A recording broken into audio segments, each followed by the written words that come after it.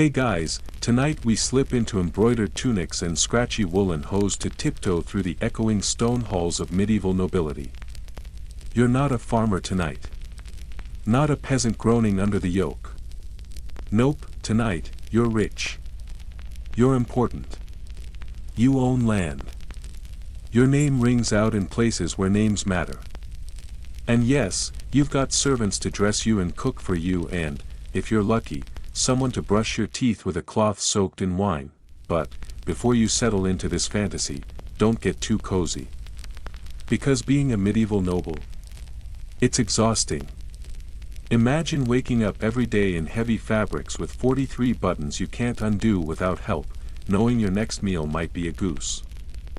Or just a reheated pottage that tastes like floorboards.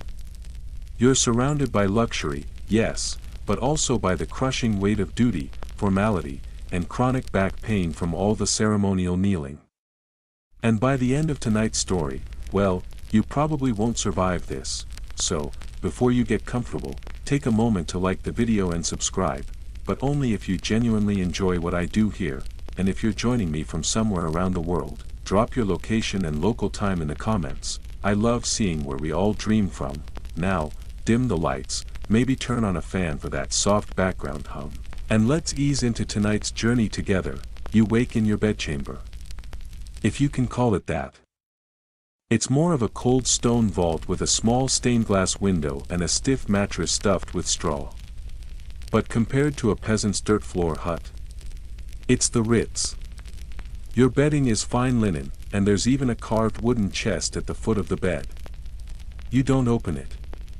You already know it smells like damp velvet and last year's mold. Before you can even stretch, a servant is already in the room. They've been up for hours, fetching water and stoking the fire. You get the full package, warm water in a pewter basin to splash your face. A clean shirt handed to you like you're too delicate to pull it over your head yourself, and honestly, you kind of are. Today's outfit involves wool leggings, a quilted undershirt, a tunic embroidered with your family's crest, and a belt so tight it might count as armor. Every layer has a purpose, none of them involve comfort. And your shoes? Pointy leather things that make walking feel like penance. You glance in the polished bronze mirror. Your hair is long, because short hair is for monks and peasants. You're clean-shaven, today, at least, because nobility must appear well-groomed, even if your barber has the hygiene of a wet ferret, and yes, someone will powder your forehead. That's fashion, darling. You descend the stairs. Slowly. Because falling down stone steps in a floor-length robe is a real occupational hazard. The halls echo with distant conversation and the clang of pots in the kitchens 3 floors below. The air smells faintly of beeswax, damp wool, and the scented herbs your servants scattered on the floor in a half-hearted attempt at masking the funk of chamber pots and centuries-old mildew. Breakfast is served in the solar, a slightly warmer room with actual cushions. On the table, coarse bread, a wedge of cheese, maybe some cold meats if it's not a fast day. You eat slowly, with at least one pinky raised. It's not that anyone told you to, it's just how it's always done. Across from you, a cousin quietly debates whether he should marry the daughter of Lord Watchesface from the south, or the niece of the Earl of Thurplace. You nod politely, but you know the answer is whoever brings the bigger dowry. It's barely 8 a.m., and you're already thinking about alliances. Wealth surrounds you, but it doesn't feel indulgent. Everything in your home is there to say something about your family's importance. The tapestries hanging on the walls. Not chosen because they tie the room together. They're there to insulate the room and display heraldry. The huge fireplace with carved lions. It's not for coziness, it's a symbol of power. Even your knife, the one you eat with, because forks haven't quite made the rounds yet, is engraved with your initials. Not because you need a reminder. Because everything, always, must scream status, and yet, for all this splendor, you have very little privacy. Your bedroom has no lock. Your servants live under your roof and listen through the walls. You don't dress alone, you don't bathe alone, and if you're high-ranking enough, Even your trips to the toilet involve an audience of at least one valet and possibly a monk, that fancy garderobe. It's a hole in a stone seat above a chute that drops down into the moat.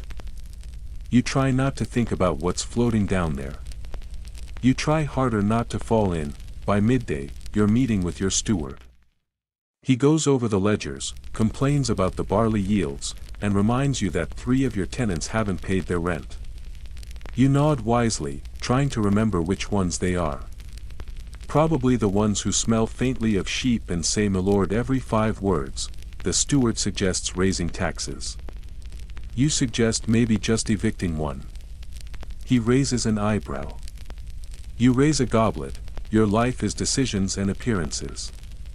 You host a visiting night for lunch and must remember that he once saved your father's life in a border skirmish. Or was it the other way around? No matter. You smile, refill his cup, and act like your wine isn't sour and your bread isn't half weevil. You're always performing. For your family, for your guests, for your servants, and especially for anyone who might one day marry you off to their least attractive daughter. After lunch, you take a stroll in the gardens. They're not Versailles, more like a neatly trimmed rectangle of hedges with a sad-looking fountain. Still, it's one of the few places you can go to be alone. That is, unless the falconer appears again to ask if you'd like to practice your hawking. You decline. You're still sore from yesterday. That falcon may be trained, but your hand is still bleeding from where it decided your glove was food. Inside, the great hall is being swept for the evening meal. The long tables are scrubbed, the rushes replaced, and the dogs already loiter near the hearth. You nod to the cook, who's busy stuffing a pigeon with breadcrumbs and spices. You don't ask where the pigeon came from. You learn not to. A servant girl passes, her eyes low. You remember her name, barely. Anne. Maybe. You almost feel bad for not knowing. But the truth is, your household has dozens of staff. Cooks, grooms, falconers, washerwomen, candle makers, scullions, and some boy whose job is literally to keep the fire going all day. Historians still argue whether the noble class truly cared about their servants' well-being, or if the rare moments of kindness were more about image than empathy. Either way, you don't ask questions you don't want the answers to. You retreat to the solar again, where your younger brother is playing chess with a tutor. He cheats. The tutor lets him. That's how it goes. You sigh and open a book. Yes, you're literate. A privilege. Most of your class could at least read Latin and French, if not write them well.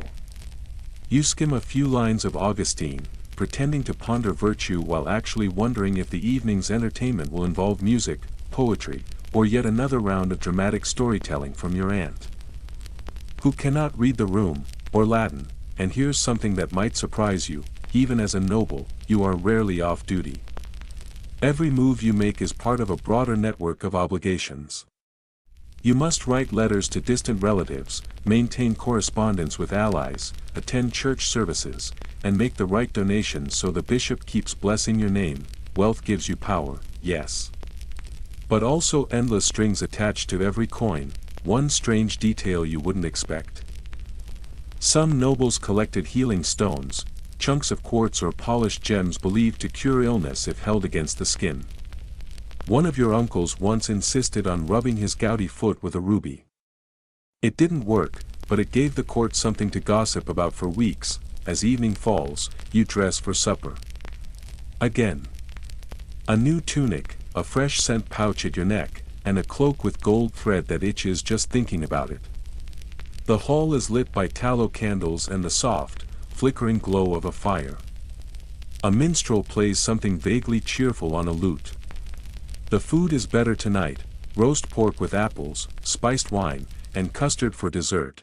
You chat with your cousin about land boundaries and the peasant uprising 2 towns over. She mentions the miller's son was hanged last week for stealing a bag of flour. You nod, solemnly. Then excuse yourself to go throw bread crusts to the dogs.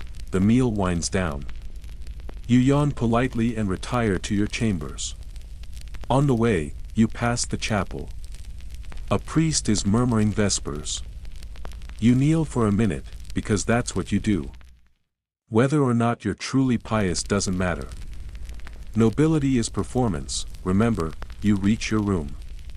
Your servant is already there, warming the bed with a hot stone. You thank them, change into a linen shift, and crawl under the covers. The fire crackles. Outside, the wind howls softly against the shutters. You try to fall asleep. But tomorrow is a feast day. And you still haven't decided which doublet to wear. You wake to the sound of bells. Not the lovely kind that toll for weddings or spring festivals.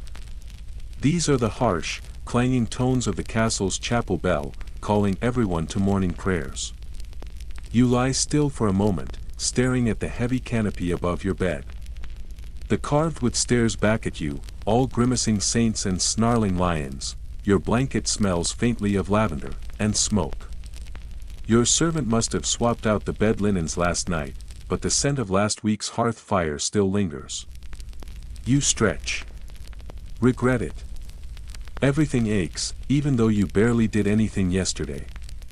Just sat, smiled, nodded, and endured 2 hours of extremely polite dinner conversation about someone else's grain exports. A light knock at the door. Your valet again. You mutter a vague sound of consent and he enters, arms full of fabric. Today, apparently, you're going with deep burgundy. Rich, warm, and just slightly more breathable than armor. It takes 15 minutes to get dressed. Not because you're lazy, but because the buttons on your doublet require the dexterity of a harpist and the patience of a monk. You sigh and look out the narrow sliver of window. Rain. Of course. Which means mud. Which means the entire lower courtyard will smell like a stew of horse dung and damp dogs. Again, this castle, for all its grandeur, was not built for comfort. It's built to say, we are powerful enough to endure cold stone walls. Drafty stairwells, and ceiling beams that leak like guilty secrets. Sure, it's got a keep, a great hall, a solar, a buttery, a pantry, and at least 3 hidden staircases that probably lead to spider-infested doom. But most of it is either chilly or damp. Usually both. And the moat? It smells like regret. Historians still argue whether medieval castles were actually meant to be livable, or whether they were primarily status symbols and military strongholds. Judging by the fact that your socks are already wet and you haven't left the bedroom. The answer feels obvious. After chapel, you do your daily stroll around the property. You do it with purpose, even though you don't really have a reason. Nobles must be seen walking with thoughtful expressions. You nod at guards. Inspect the tapestry. Make a comment about how the stables smell healthier this week. The truth is, your castle isn't just your home. It's your performance stage. Every hallway echoes your footsteps. Every room you enter is a room that falls silent, waiting for you to say something clever, or at least vaguely intimidating. Still, you can't help but wish for a bit more. Insulation. Your private chambers are icy half the year. You've taken to stuffing wool into the gaps between the window panes. The tapestries help a bit, especially the massive one behind your chair, some hideous thing depicting the martyrdom of a saint whose name you always forget. But it's thick. And moth-eaten. And makes a solid windbreak. That's good enough. There's a rumor going around the castle. Someone found a rat's nest inside the east wall. Again. Your steward mutters something about sending the ferrets. You nod, though you secretly wonder if the ferrets are making things worse. Last time they got loose in the chapel and ate the bishop's traveling sandals, but never mind that. You've got guests arriving. Again. And that means cleaning everything within reach, lighting more fires than the chimney can reasonably handle. And arranging bedchambers that no one has used in years, a lady from the north and her daughter. You've never met them, but you've seen their family's crest in your uncle's book of heraldry. A white bear and a pine tree. Strange combination.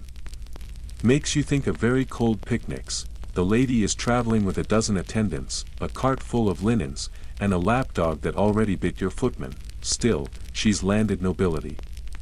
Which means you smile and nod, and pretend not to mind when she comments on how small your garden is. Your castle is your pride. It's also your prison. You can't exactly leave whenever you like. Travel is expensive, roads are muddy, and bandits consider your family crest a walking treasure map. You're rich, yes. But it's a very stationary kind of wealth. You retreat to your study, one of the few places where you can pretend to be alone. The room is filled with scrolls, some Latin texts, a few letters from your cousin in Aquitaine, and a collection of dried herbs you're not quite sure how to use. The apothecary swears that powdered sage keeps away the plague. You've started stuffing it into your sleeves. Just in case, you stare out the arrow slit. The village below is steaming from the rain. Thin lines of smoke rise from chimneys. People are out tending livestock, patching fences, hauling water. You feel a brief pang of envy. Their lives are hard, but they're simple. Yours is layered with ceremony, debt, and the constant pressure to appear interested in conversations about wool tariffs. Later, you visit the upper battlements. Not for war, but because that's where the best gossip happens. Your cousin is already there, bundled in furs and nursing a spiced wine. He leans in and tells you about the Baron of Norwich, who, according to recent scandal, was caught bathing with his mistress and without a priest's blessing. The horror, you chuckle. Nobility has rules for everything. Who you can marry, who you can talk to, who you can beat at chess without it being a diplomatic incident, and yes, there are rules for bathing. Contrary to popular myth, nobles did bathe. Sometimes extravagantly.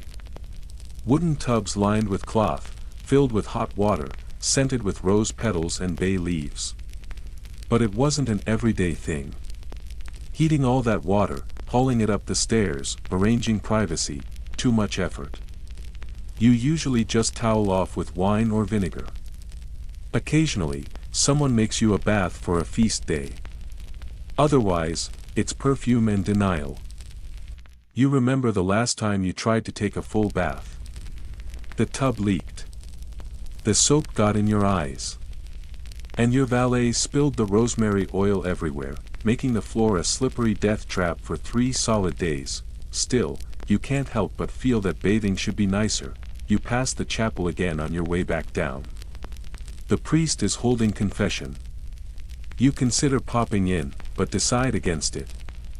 It's not that you've sinned terribly, it's more that you're tired, and the last time you confessed, he assigned you 10 Hail Marys and a stern warning about gluttony just because you had second pudding. You stop at the garderobe instead. Ah, yes. The noble toilet. It's a stone seat above a vertical shaft that leads, more or less, to the moat. There's a small wooden door, and it is always cold. You light a bit of sweet-smelling resin on a dish nearby. Helps with the stench. Some castles use dried moss as toilet paper. Linen scraps.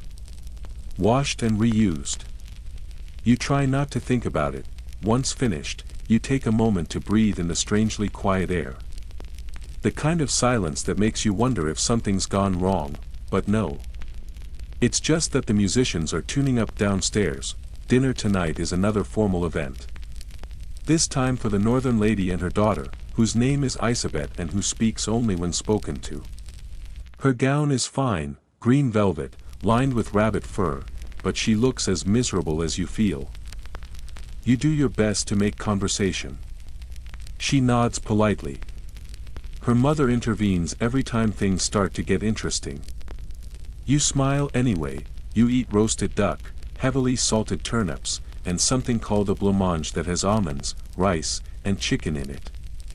It's white, gelatinous, and weirdly popular. You pretend to enjoy it. A minstrel plays a ballad about a knight who married a sea selkie and regretted it.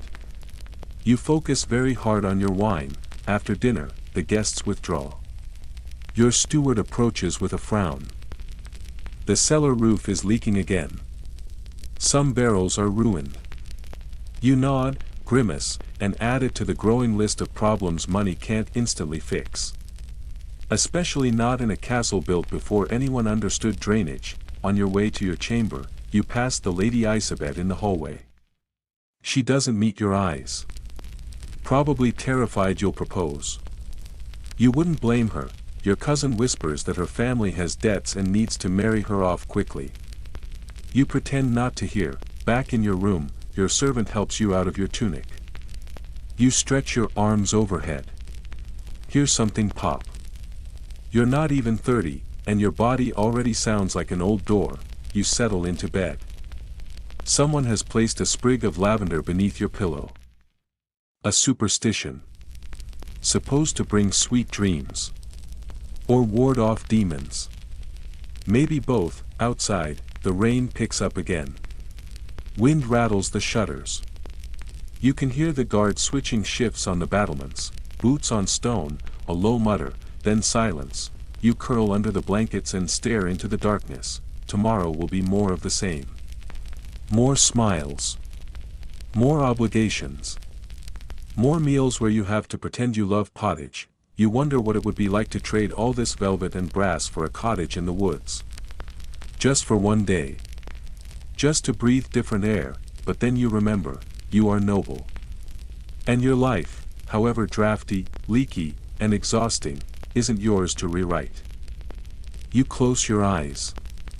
And the candle flickers low. You wake to the scent of something frying, probably lard and yesterday's onions. A poor breakfast for a noble. Not quite. You're not meant to be eating yet. That smell wafting in through the arrow slit is from the kitchens, where your servants have already been hard at work for hours preparing your food. Theirs, meanwhile, is exactly what it smells like.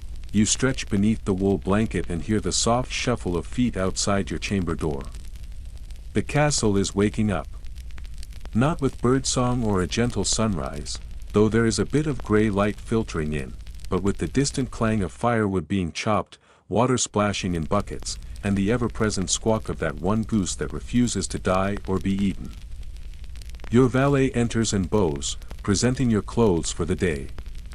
Today's ensemble includes a dark blue tunic with gold cording, a fur-trimmed cloak, and shoes stiff enough to pass for roof tiles. You sigh, step into the outfit with practiced resignation, and allow yourself a small moment of rebellion by choosing not to wear the hat that matches. You're a noble, not a puppet, except that sometimes it feels like the difference is mostly decorative. Downstairs, the household is preparing for a midday feast. Yes, another one.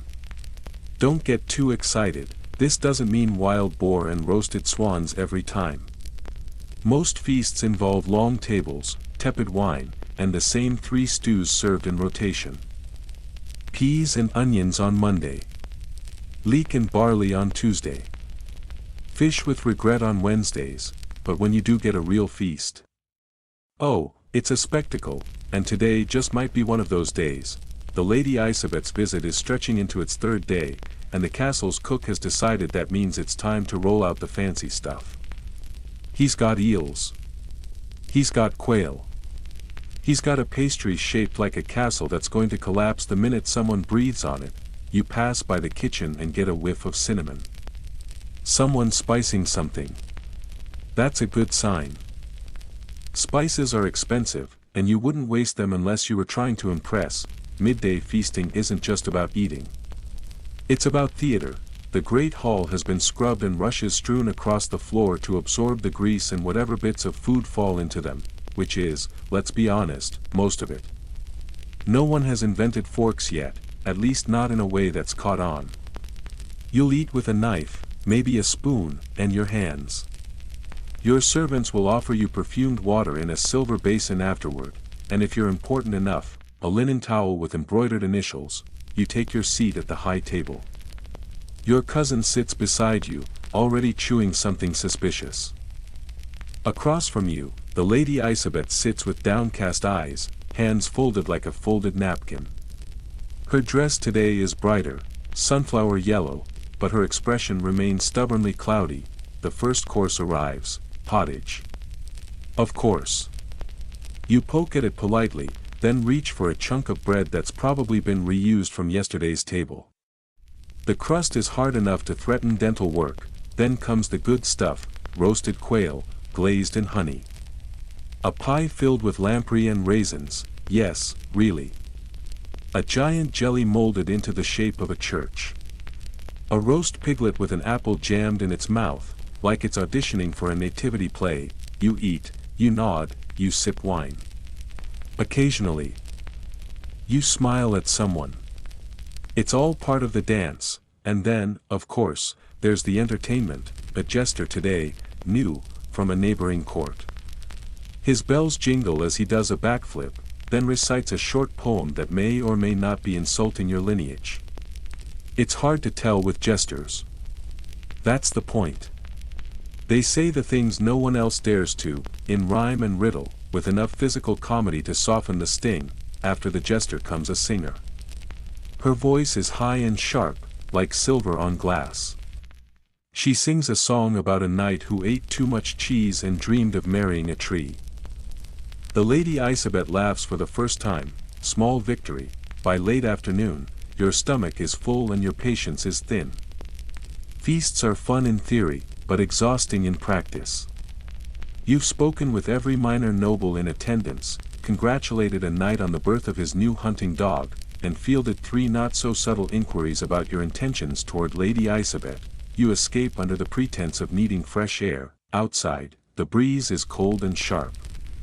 You walk along the inner wall, hands clasped behind your back like you're pondering something deeply important.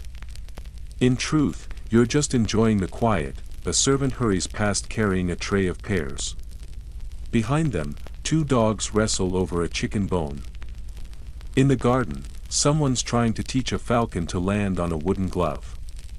It's going poorly. Life in the castle isn't always grand. Most days, it's repetitive. And occasionally ridiculous. You pass the kitchens again just as they're cleaning up. The smells are stronger now, burnt bread, boiled meat, something unidentifiably fishy. You catch a glimpse of the cook barking orders at a trembling scullery boy. Behind him, a massive spit is still turning, even though the fire's almost out. You spot a basket of leftover bread crusts. Some of those will go to the servants. The rest?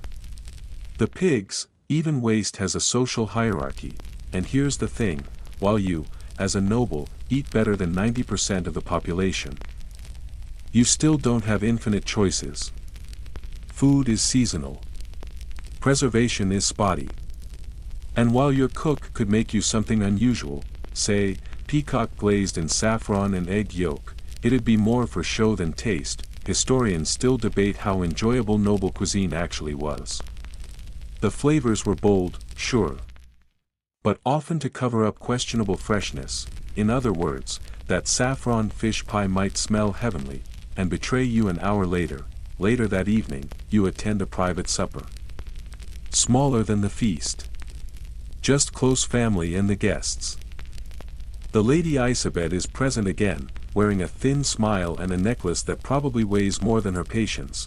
You sit beside her this time. Attempt small talk. She responds. Slowly. It's like coaxing words from a stone statue. You ask if she enjoys music. She says yes. You ask if she plays. She says no. You ask what her favorite dish was at lunch. She pauses. Then, the bread was warm. You nod. It's the most enthusiastic thing she's said all day. After the meal, you retire to the solar for wine and light conversation. Your aunt begins telling a story about how your great-grandfather once seduced a duchess with a lute and a wheel of cheese. You excuse yourself before the lute gets tuned. You pass a pair of guards in the hallway, their torches casting strange shadows on the stone. One nods. The other looks half asleep. You wonder what it must be like to spend every night pacing cold corridors while nobles sip spiced wine in cushioned chairs. Then again, at least they don't have to marry for politics. Back in your chambers, your valet lays out your sleeping garments, linen, soft, a little stained from candle wax. You change in silence. Your limbs feel heavy from the wine, the food, the layers of obligation. As you settle into bed, you glance at the wall. A faded tapestry of St. George slaying a dragon stares back. You always thought the dragon looked more tired than evil. Tonight, you feel the same. There's a scratching at the window. The wind. Or maybe that goose again. You close your eyes. You dream of pies filled with cherries instead of fish. You wake with an itch. Not metaphorical. Literal. And not just one. It's in your hair, behind your ears, along your back, and, somehow, even in your left eyebrow. You blink slowly, still wrapped in half-sleep, and scratch absently at your collarbone. The linen of your nightshirt rasps against skin that feels vaguely inflamed. You sigh. You already know what this means, lice. Again, no matter how noble your blood, how embroidered your sleeves, or how many prayers you mumble into velvet pillows, lice do not discriminate. They feast on kings and kitchen boys alike. You roll onto your side and scratch a little more aggressively. You know better than to mention it to your valet. He'll notice soon enough when he changes the bedsheets and sees the faint, traitorous marks, tiny red dots in familiar patterns. The ones you've come to know like freckles. It's the fourth time this season. You didn't miss them. You dragged yourself out of bed.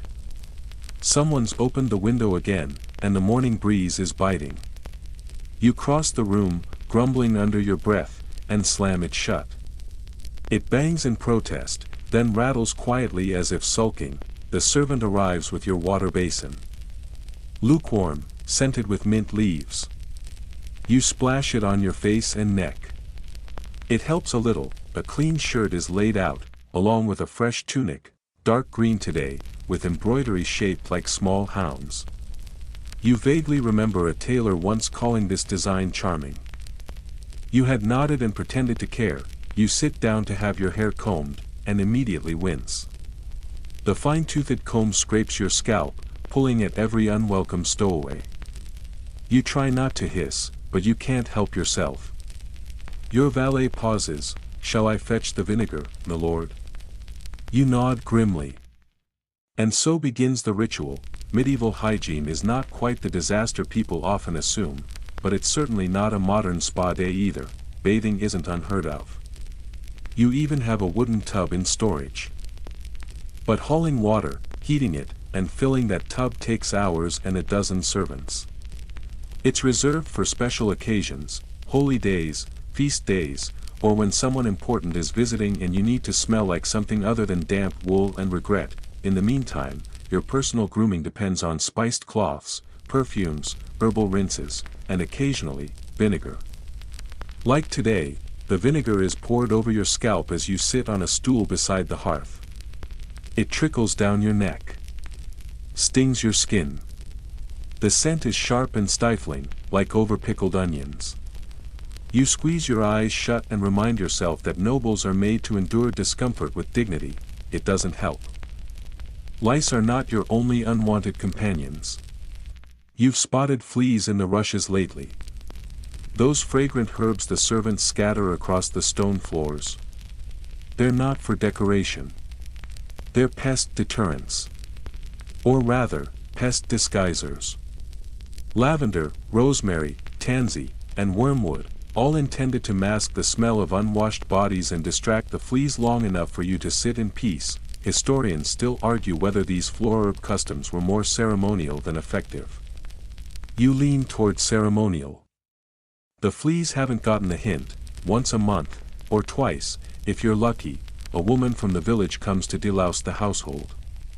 She uses oils and a comb and chants a little Latin. It feels more like a performance than a cure, but sometimes you smell better afterward. Sometimes, you've started hiding your favorite tunics from the laundress. She's been overboiling everything lately, and you swear the last wash shrank your good cloak by a full inch. Of course, you can't tell her that directly. You just hang it behind a panel and pretend it was stolen. Blame a passing monk. Or a squirrel. Laundry day is an ordeal. The linens are soaked in lye and scrubbed against wooden paddles. Underclothes are boiled. Outer garments are brushed and spot-treated. But still, nothing ever quite smells clean. There's always a faint undercurrent of smoke, mildew, and history. You make your way to the solar, scratching discreetly. A fire is burning low in the hearth, and your aunt is already seated near the window with her embroidery hoop. She glances up, eyes you carefully, and asks if you've had your hair treated again. You smile thinly and say yes. She nods with the sympathy of someone who remembers the itch of youth. Then she returns to her needlework, tugging a stitch with delicate brutality. You settle into a nearby chair. The cushion feels warm, which means someone else was just sitting there. You frown and pretend not to care. Your cousin enters the room a few minutes later, smelling strongly of rosewater and something herbal. He complains immediately that he's breaking out in rashes. Probably the goose down in his cloak, he says. Or the beeswax polish on the benches. Or the fumes from the new tallow candles. You try not to roll your eyes. You are all afflicted. In your own noble way, lunch arrives, a cold meat pie and a bowl of stewed beans. You chew slowly. The pie crust is dense enough to be used as armor plating. You don't complain. Last week's lunch included a fish that had definitely died twice. You excuse yourself early and head to the chapel, not for confession, but because it's quiet. The cool stone and flickering candles are oddly soothing. You sit in the third pew and listen to the silence. Then you hear it, scratch, scratch, scratch. You frown. Check your sleeves. No, it's not you this time. A mouse scurries along the wall behind the altar. You watch it with something between pity and admiration. That mouse probably has fewer parasites than you do. Back in your chambers, a bath is being prepared. You didn't ask for it, but apparently your steward took one look at your morning expression and made an executive decision. It takes an hour for the servants to haul up enough heated water. They pour it into a deep wooden tub lined with linen. You dip a toe in. It's warm. Miraculously warm. You lower yourself in slowly, sighing as your skin adjusts. A maid hands you a cloth soaked in rose oil. You wash. Scrub. Rinse. Try not to think about who else has used this tub in the past week. The bath water turns gray. You pretend not to see it. When you're done, you step out and dry yourself with a towel that smells faintly of lavender and ash. You feel marginally more human. Your valet helps you dress again, this time in a looser tunic and soft woolen trousers. Your hair is damp and smells like vinegar and mint. You feel fresh. For now, dinner is quieter tonight. Fewer guests.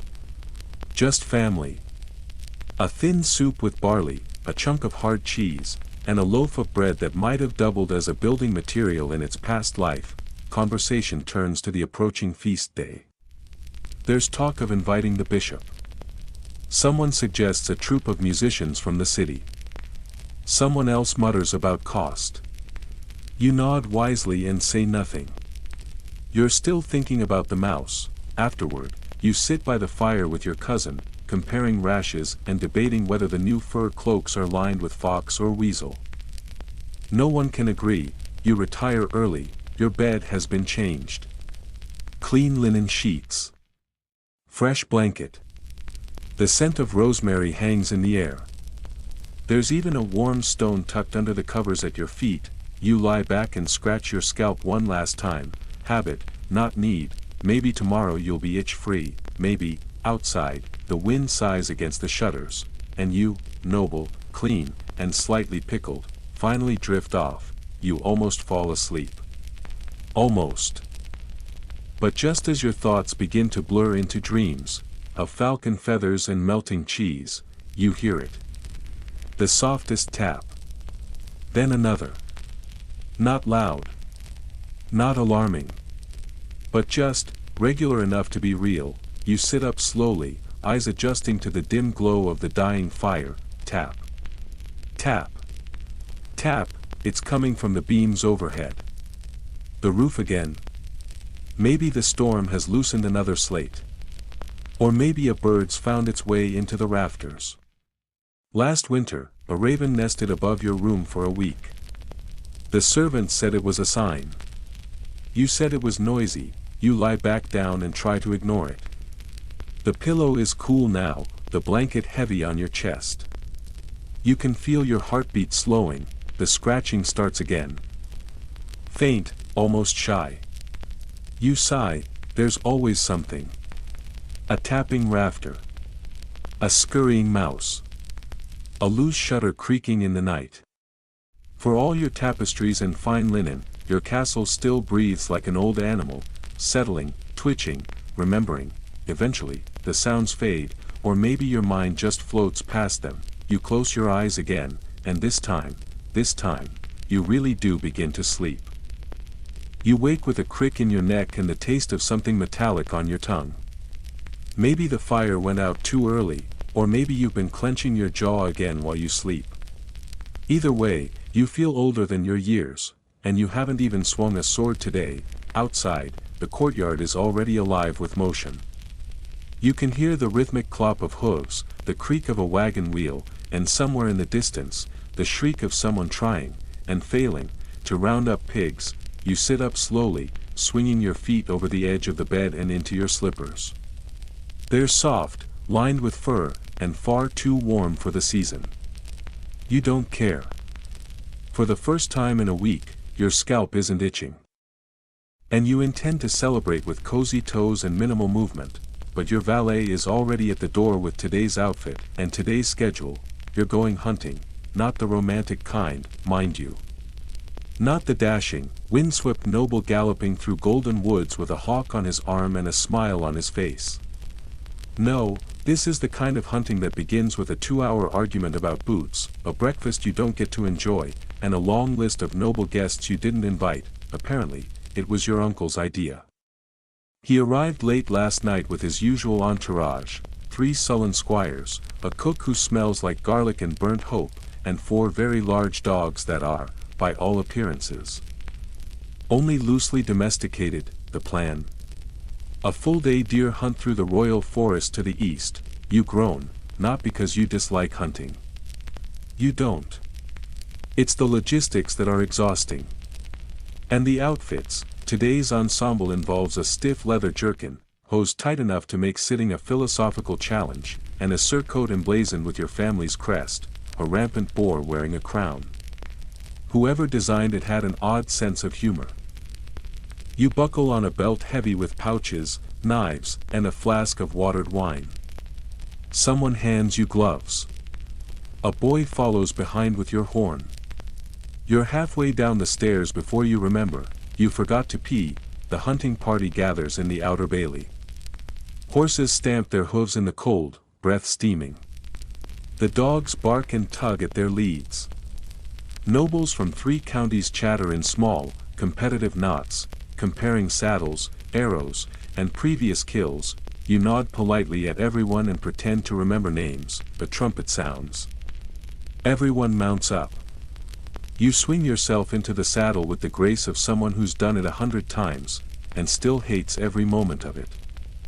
The forest looms ahead. You ride out under a pale sky, the sun hiding behind clouds like it, too, would rather be somewhere else. The trees are tall, old, and eerily quiet. The path is muddy, rutted with hoof prints and deer tracks.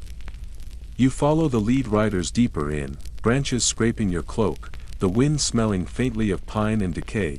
It doesn't take long before someone spots a hart. A large one, antlers wide and impressive. The dogs are loosed. The horses surge forward, and you bounce along, trying to keep your dignity while half out of your saddle, dodging low branches and pretending not to panic. This is the part of noble life they don't write songs about, the part where your horse nearly throws you into a bush. The part where your quiver gets tangled in your belt. The part where you lose your glove and have to pretend you meant to ride barehanded.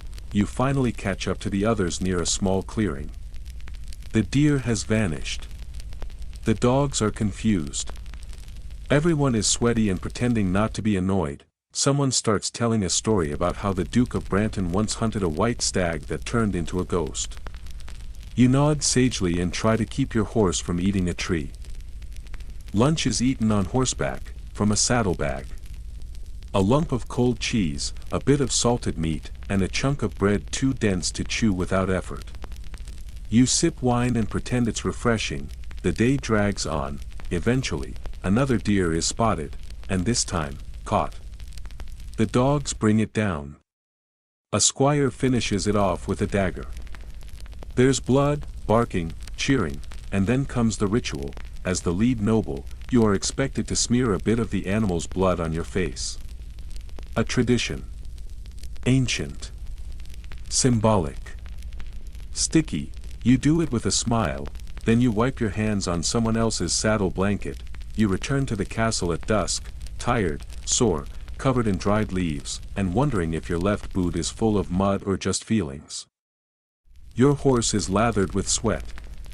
Your face itches from the blood smear. Your cousin is already bragging about how his arrow wounded the deer. You let him, back inside, the warmth is immediate and almost painful. Fires roar in the great hall. Servants bustle past with trays of hot cider and towels. You shed your cloak, your gloves, your outer layer of grime. Someone offers to draw a bath. You decline. You're too tired. You drown. Dinner is served later than usual. Everyone is red-faced from the cold and loud with wine. There's venison on the table, fresh, still pink in the middle, and overly salted. A gesture of triumph.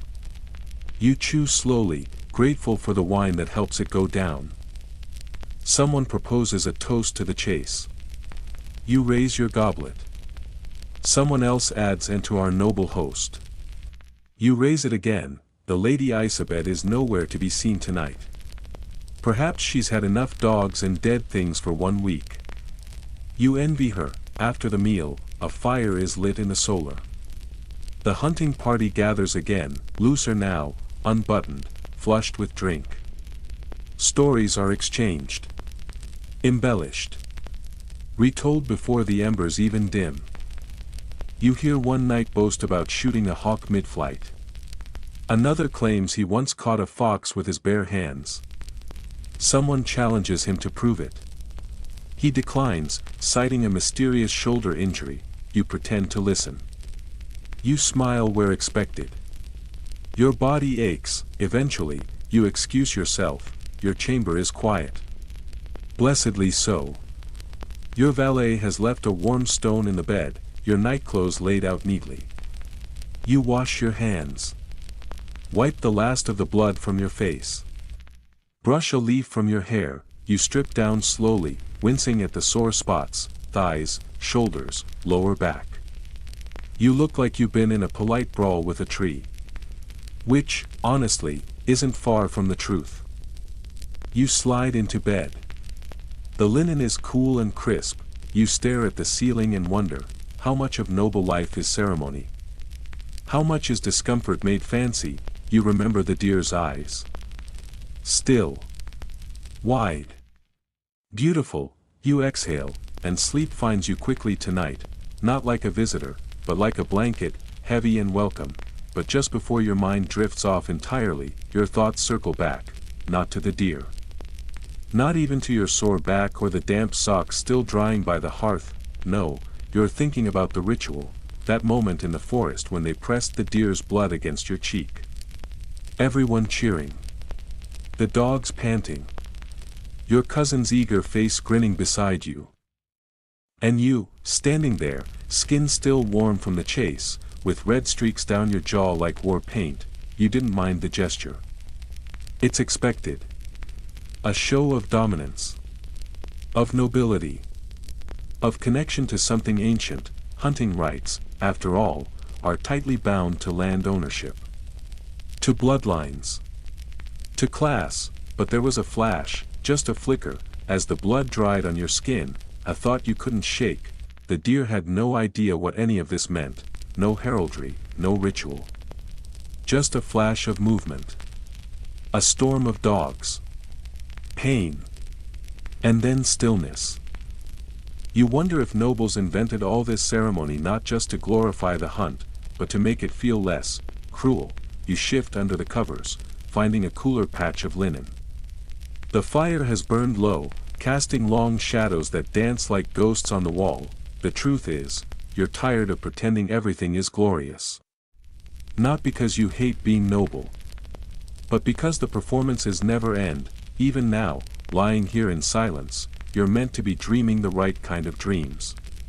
Dreams of conquest. Of alliances. Of shining hunts and feasts with golden goblets, but you're thinking of simpler things, of bread that doesn't break your teeth. Of beds that don't itch. Of being able to walk into a forest without a horn. A banner, and a crowd. You close your eyes again and let the images slide softly across your thoughts, sunlight through trees, the hush of snow falling on empty fields, a warm breeze that doesn't smell like hound fur and old leather. You breathe deeper, let the ache slip out of your muscles, let the flickering firelight lull you into quiet. Tonight, you don't need triumph, you just need sleep, and for once, sleep arrives gently. No jester's bell. No barking dog. No ceremonial horn, just breath. Just dark. Just dreams. You wake to the sound of bells again, not chapel bells this time. These are smaller, sharper, jingling their way up the stairwell in a chaotic rhythm. You groan and bury your face in your pillow. It's too early for a jester, but no, it's not a jester, it's children. Your sister's household has arrived, early, unannounced, and accompanied by 3 small, energetic forces of nature who are currently turning the upper gallery into a racetrack. You can hear their shoes slapping against the stone floor. One of them is singing. The other 2 are shrieking with laughter. You sit up slowly, squinting against the pale light slipping in through the window. There's a chill in the air again. But the scent drifting up from the courtyard is promising: warm bread. Maybe honey. Maybe this day won't be terrible. Then a knock at the door, far too chipper for the hour. It's your valet, looking more flustered than usual. He announces that your sister and her husband have arrived, and that her children would like to see your weapons. You rub your temples and sigh. Of course they do. Breakfast is brief. Your sister kisses both your cheeks and immediately starts complaining about the road conditions, the size of your hearth, and the fact that her favorite cup seems to have vanished since her last visit. You nod. Smile. Say nothing. Her husband offers you a hunting knife as a gift, one of those ostentatious ones with too much filigree and not enough practicality. You thank him. You already know it will live the rest of its life in a drawer. The children, meanwhile, have descended upon your solar like a horde of miniature bandits. They've upended a chessboard, tried to climb the tapestry, and are now very seriously trying to joust with fireplace pokers and chair legs. You take a long sip of wine and wish, not for the first time, that someone would invent locks. Noble children are a strange category of human. Half the time, they're miniature versions of their parents. Repeating political opinions they don't understand and bowing too deeply at dinner. The rest of the time, they're sticky, screeching whirlwinds with jam on their sleeves and no respect for tapestries. Your sister insists her oldest is a prodigy. He's 7, and already being taught Latin and the principles of estate management. You watch him throw a turnip at the dog and wonder how well that's going. Still, it's hard not to like them. They remind you of your own childhood, though yours was quieter, more structured, and filled with endless lessons about lineage, titles, and how not to insult an archbishop by accident. Speaking of lessons, today's schedule includes something you've been dreading: tenant court. It's one of those duties you can't delegate. At least not without starting rumors that you're either ill, incompetent, or dead. So after ushering the children out of the solar, one of them is still wearing your hat, you change into something modest but stately. A wool tunic in deep gray, with your signet ring and a belt that looks more important than it feels, you make your way down to the great hall, which has been transformed for the occasion. Benches have been dragged into place. A large table has been set up. Candles burn in brass holders. There's a chill in the air despite the fire. and a line of peasants already waiting. Tenant court, in theory, is about justice, in practice. It's more about listening to arguments over sheep, spilled ale, broken fences, and who took whose eel trap from whose bit of river. The first case is a land boundary dispute between two farmers. The issue has been going on for months. You know both of them. You've already ruled on this twice. They're back again, each more red-faced and stubborn than the last. You listen. Nod. Ask questions. Pretend this isn't the 12th time you've heard the exact same phrasing about the line of stones by the crooked tree. Eventually, you side with the one who didn't bring a goose into the hall as visual evidence. That feels like a fair metric. Next comes a theft case. Someone's been stealing eggs. There's no hard proof, just suspicion and a missing hen. You issue a warning and suggest that next time, they mark their hens more clearly. You don't mention that you suspect the real culprit is the steward's teenage son, who's been mysteriously well-fed for weeks. After that, a question about the mill fee. A complaint about pig noise. And a petition from the village brewer asking for permission to build a second shed. You grant it. He beams like you've made him Archbishop of Canterbury. Tenant court is exhausting in a different way than feasts or hunts. It's not physically demanding. But it requires patience. Balance. The ability to sound wise even when you feel like you're listening to two people argue over whether a carrot is legally a root or a fruit. Still, it's part of the job. Land is power. But managing that land, and its people, is the price of that power. You issue your final ruling of the day, rise from your seat and announce the court closed. The peasants bow and shuffle out. Some smile. Some grumble. All return to their lives. You remain seated a moment longer, staring into the fire. Then you get up, stretch, and go check if the children have set anything else on fire. You find them in the chapel, playing tag. One of them is hiding behind the altar. The priest looks as though he's aged 10 years in the last hour. You gather the small nobles, bribe them with candied nuts, and return them to your sister, who laughs as if it's all charming and says they've simply got noble energy. You do not laugh. Later that afternoon, you walk the castle perimeter. It's something you do when you need air and distance. The walls are high and thick, lined with moss and old memories. You pass guards, nod at archers, pause to stare out across the fields. From up here, your lands look peaceful. You can see the village smoke curling into the air. A flock of sheep moving like a woolly cloud. The river glinting in the fading light. It's beautiful. And quiet. You don't get much quiet lately. Back inside, the steward approaches you with a parchment. An inventory. Something about stores being low and the grain deliveries delayed by mud. You nod. Make a vague suggestion about opening the western granary. You don't know if it will help. You just know you're expected to have an answer. You return to your chamber as dusk settles. Your valet is already laying out clothes for supper. You ask for something plain. He hesitates, then nods. Dinner is loud again. The children have been scrubbed and dressed, but remain largely uncontainable. One of them tries to use a fish bone as a flute. Your sister's husband tells a long story about a joust that no one remembers attending. You eat in silence and try not to scowl. Eventually, you escape early under the guise of headache. No one questions it. You're noble. You're allowed to have mysterious ailments when convenient. Back in your chamber, you stare at the candle for a long moment before blowing it out.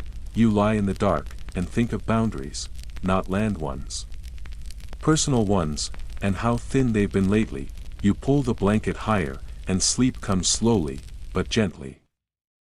You wake to rain, not the gentle, poetic kind. This is the heavy, curtain-like downpour that flattens fields and turns every road into a sticky, soul-stealing mire. It slaps against the castle windows in steady, mocking bursts, drips through cracks in the stonework, and seeps into the rushes under your bed. You lie there for a moment, listening. There's no escaping it. The castle groans softly in the wet, like an old man remembering better weather. You pull the blanket tighter and consider staying here forever. but of course, you don't. Your valet arrives with dry clothes and a slightly damp demeanor. He's been up since before dawn lighting fires, drying cloaks, and convincing the kitchen servants not to mutiny over the leaky chimney. You sit up, shiver once, and hold out your arms like a weary child as he slips a clean tunic over your head. It's dark brown today, trimmed in gold thread that once looked grand and now mostly looks tired. You glance at the window, still raining. You ask if there's any chance the day's errands have been postponed. Your valet says no. You sigh dramatically. He pretends not to notice. Today, you're expected to visit one of your outer villages. A recent flood washed out a footbridge and damaged several cottages. Technically, your reeve could handle it. But word got around that the Lord might appear in person. And now, expectations are high enough that skipping the visit would be more insulting than helpful. So you'll go, in the rain, on a horse, wearing a wool cloak that will weigh 3 times as much by noon. You eat a fast breakfast, a heel of warm bread, cheese with a suspicious smell, and a pear that tastes better than it looks. You wash it down with ale that's more foam than liquid. By the time you reach the stables, the horses are already saddled. The steward hands you a list of village names and bridge measurements. You pretend to read it. Your cousin is coming along today. He's brought a new hat, a smug expression, and a total lack of useful experience. You mount up, tug your hood low, and set off into the mist. The road out is worse than expected. Rain has churned the dirt into a sticky soup. The horses slip more than they trot. Your cloak is soaked within 10 minutes, clinging to your shoulders like a needy cat. The wind keeps flipping the hood off your head. You give up and let it hang. The first village, or bridge, is half drowned. The river, usually a polite trickle, has expanded into a loud, muddy monster that has consumed the fields and part of the road. The footbridge is gone, washed downstream, along with someone's fence and, apparently, a rather large pig that now belongs to a neighboring village. The villagers greet you with soggy enthusiasm. Children gawk. Old women cross themselves. The village headman bows so deeply he almost falls into a puddle. You inspect the damage. Ask questions. Nod solemnly as people describe the terrifying sound of the bridge giving way in the night. You try not to glance down at your boots, which are now soaked in cold mud that may or may not also contain sheep dung. You grant permission for repairs. You allocate timber from the forest. You even agree, grudgingly, to send one of your own carpenters. Everyone is grateful. A boy hands you a baked apple as a gift. You take it, smile, and wonder how many hands it has passed through. Your cousin says something idiotic about how wet everything is. You glare at him until he shuts up. You ride on. The second village, Eldenlow, is drier, but more dramatic. Their bridge still stands, but part of the road has collapsed into the riverbank. No one's fallen in, yet, but several carts have tipped and one mule had to be pulled out with ropes and no small amount of cursing. You ask to see the sight. It's worse than described. The soil has eroded under the surface, so the path looks solid until it swallows your foot. Your cousin discovers this the hard way. He's fished out by 2 peasants and one very smug dog. You spend an hour discussing rerouting options with the villagers. They're practical folk. One old woman offers a surprisingly well-drawn map of an alternate path through the woods. You approve it on the spot and ask her name. Maud, she says, and then she winks. You suspect she used to be someone's problem at court. By the time you reach the third village, the rain has stopped, but you're soaked through, half frozen, and barely tolerating your cousin, who is now sneezing loudly and blaming bad air.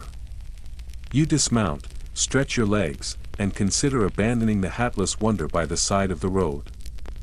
Instead, you accept a seat by a fire, eat a bowl of soup made from questionable roots, and listen to yet another list of damages. The bridge here is fine. It's the thatched roofs that took the worst of it. You promise spare tiles, tar, and 2 days of labor from the castle. A woman clutches your hand and calls you a blessing. You smile tightly and try not to think about lice. The sun comes out just before you leave. The puddles sparkle. The roads begin to steam. Birds start singing again, as if they hadn't spent the entire morning hiding and judging you. Your horse shakes itself dramatically, spraying everyone nearby with droplets. You can't help but laugh. For a moment, just a moment. You feel something like peace. You ride home in silence, save for your cousin's occasional sniffles and the squelch of mud under hoof. Back at the castle, servants rush to help you dismount. Your boots come off with a wet, reluctant noise. Your cloak is taken away like it's evidence.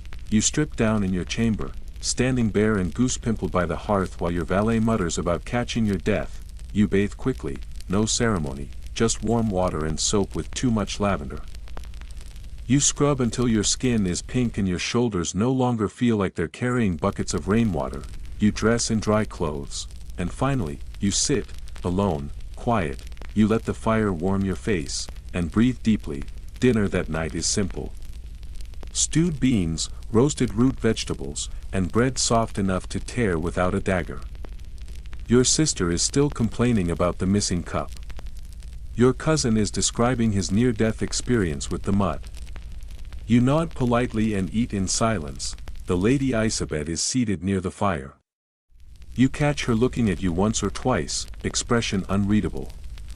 She says nothing, neither do you. After the meal, you leave early, again. That night, the rain returns. You lie in bed and listen as it patters against the windows, gentler this time. The castle creaks. The wind whistles. Somewhere below, a door thuds shut. You feel tired in a different way. Not sore. Not irritated. Just, used up, but strangely content. You did something today. Something that mattered.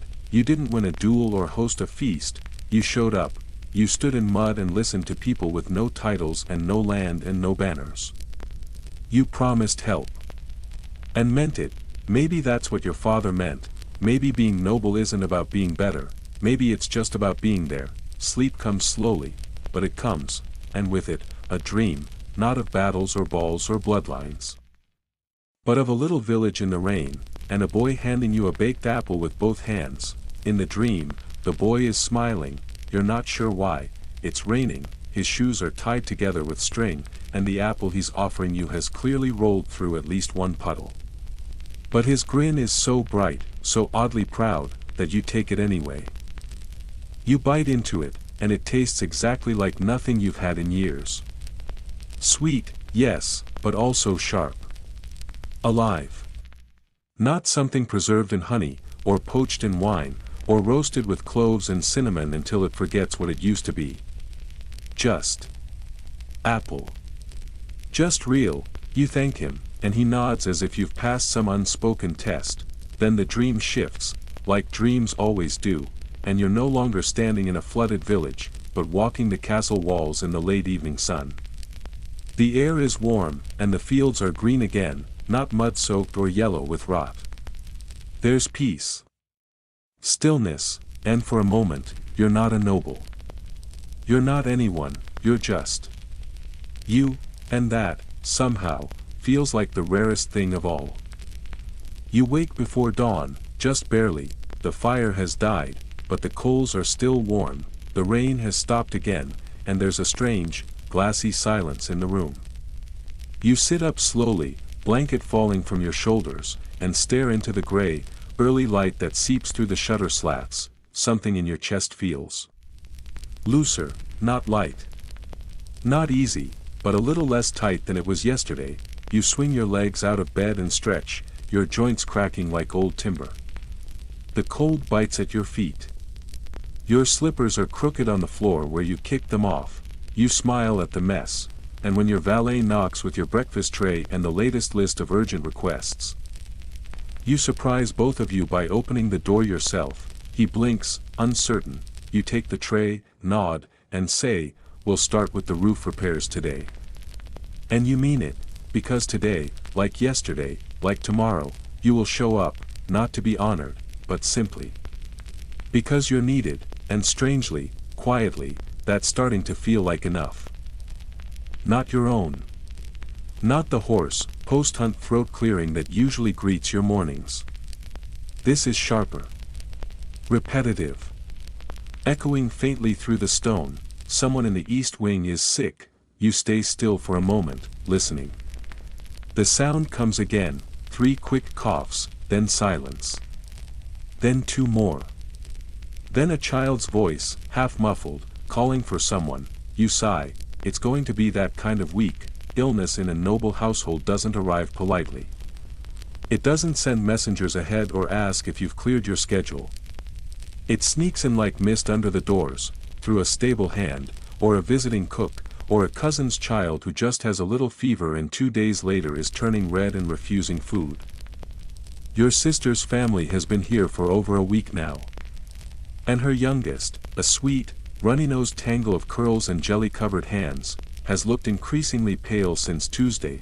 You roll out of bed slowly, already calculating how many people shared that dining bench. Who did she sit beside at chapel? Did she drink from someone else's cup? Did you drink from someone else's cup? The answer, you realize with mounting dread, is probably yes. Your valet confirms it within minutes. 2 children ill. Possibly 3. The castle physician is already pacing in the gallery, muttering to himself. A maid has been sent to fetch more dried elderflower and a poultice that involves mustard, vinegar, and something you'd rather not identify. You chew your breakfast slowly, listening to updates between bites of bread and stewed apples. Everyone's pretending it's nothing serious, of course. Just a bit of a chill, someone says. Children catch things, says another, but there's tension beneath the politeness. Everyone knows how quickly a bit of a chill becomes something worse, especially here. The castle is not built for quarantine. Rooms connect through passageways and stairwells like veins. Servants come and go. Food travels from kitchens to chambers to halls and back again. The idea of sealing off one family is laughable. You start issuing instructions anyway. No unnecessary visitors. No shared goblets. All meals to be served in the chambers. You assign guards, not for protection, but for reminders. You post a message to the castle gate, asking all travelers to stay away for the week. This, more than anything, draws glances, because when a noble tells guests not to come, something must be wrong. You check in on the children later that morning. Your sister greets you in a dressing gown, cheeks pale, eyes tired. One child sleeps fitfully in the bed, curled under too many blankets. Another is seated by the hearth, listlessly poking at a doll with a stick. The physician is nearby, humming as he grinds herbs into a paste. He smells of cloves, sweat, and quiet panic. You crouch by the fire, meet the child's gaze, and smile. She tries to smile back. Then sneezes violently onto your sleeve. You resist the urge to set your entire arm on fire. Sickness, in a noble house, carries a particular kind of fear. It's not just the danger to health, though that's certainly present. It's the threat to reputation. A weak household is one that loses alliances. One that others whisper about. One that risks being left out of arrangements, marriages, trade, protection. Historians still argue whether nobles were more afraid of illness itself, or what it meant to be seen as vulnerable. You understand both fears intimately. You step out into the hallway, close the door behind you, and exhale. The rest of the castle shifts subtly. Meals become quieter. People speak in softer tones. The chapel fills more regularly. You notice more servants crossing themselves at random, and your steward now carries a pouch of dried rosemary, which he sniffs every few minutes like a nervous hedgehog. No one's using the word plague. Not yet, but it lingers in the corners of the conversation. Like a draft, and everyone remembers the last time, 6 winters ago, when 3 people died within 2 weeks. The smell of vinegar and burnt herbs filled the halls for months. Your aunt never returned. You take to walking the battlements again, not for air, exactly. Just for a sense of distance. The fields outside are quiet, damp from yesterday's rain. A few peasants are tending to the ditches, repairing the runoff paths you ordered last spring. A flock of birds wheels overhead, sharp and sudden against the gray sky. Inside, The world feels fragile. Out here, it just feels still. Your cousin corners you in the solar, demanding to know when he can safely leave. You arch an eyebrow and ask if he's ill. He says no. You ask if he wants to be remembered as the man who abandoned his family during a mild fever. He flushes, mutters something about other duties, and retreats to his room to polish a dagger that has never been used. The Lady Isabet, who witnessed the entire conversation, says nothing, but you catch the ghost of a smile on her face as she turns away. On the third day, your sister's youngest improves. The fever breaks sometime before dawn. You're told she asked for honey and sat up on her own. A good sign. You allow yourself a full breath, and then the cook falls ill. The castle kitchen is the beating heart of everything, and when the cook is coughing and red-eyed and refusing to eat, the entire operation stutters. Meals arrive late. Bread comes out underdone. The scullions look half-mad from stress. One tries to quit entirely, declaring he's seen the signs in the soup. You bribe him with extra rations and assign the undercook to temporary command. Everything tastes slightly of panic. The priest begins blessing doorways. You don't object. At this point, you'll take holy water, herbs, and dance rituals if it keeps your staff calm. Every few hours, someone else develops a sniffle. Not always connected. But no one's taking chances. Even your own valet is now wearing gloves to handle your linens. You start sleeping with your windows open, wrapped in blankets. The cold air feels cleaner. Less heavy. You wonder how many nights like this your ancestors lived through. Before medicine. Before quarantine. Before any understanding beyond leeches and prayer, you picture them huddled under the same ceiling, afraid of the same silence. You feel connected. Not comforted, but connected. By day 5, things begin to ease. The cook is recovering. The children are eating again. No new fevers. Just coughs. Nerves. The steward reports that your food stores remain untouched. No looting. No fleeing servants. That, at least, is something. You call for extra firewood. You double the herb order from the apothecary in town. You walk the halls and nod at people and offer words of assurance you only half believe, but it's enough. Sometimes, being noble isn't about knowing everything, it's about pretending you do, until the panic recedes. That evening, the Lady Isabet stops you on the stairs. She says nothing at first. Just walks beside you, quiet, thoughtful. You climb together in the candlelit gloom until you reach the gallery. Then, finally, she speaks. You handled it well. You blink. The illness? She nods. The fear. You don't know what to say. So you don't say anything. She leaves you with a small nod and disappears into the corridor. You stand there a moment longer, listening to the hush of the castle, and for once, it sounds calm. In your chamber, a fire crackles. Your bed is made.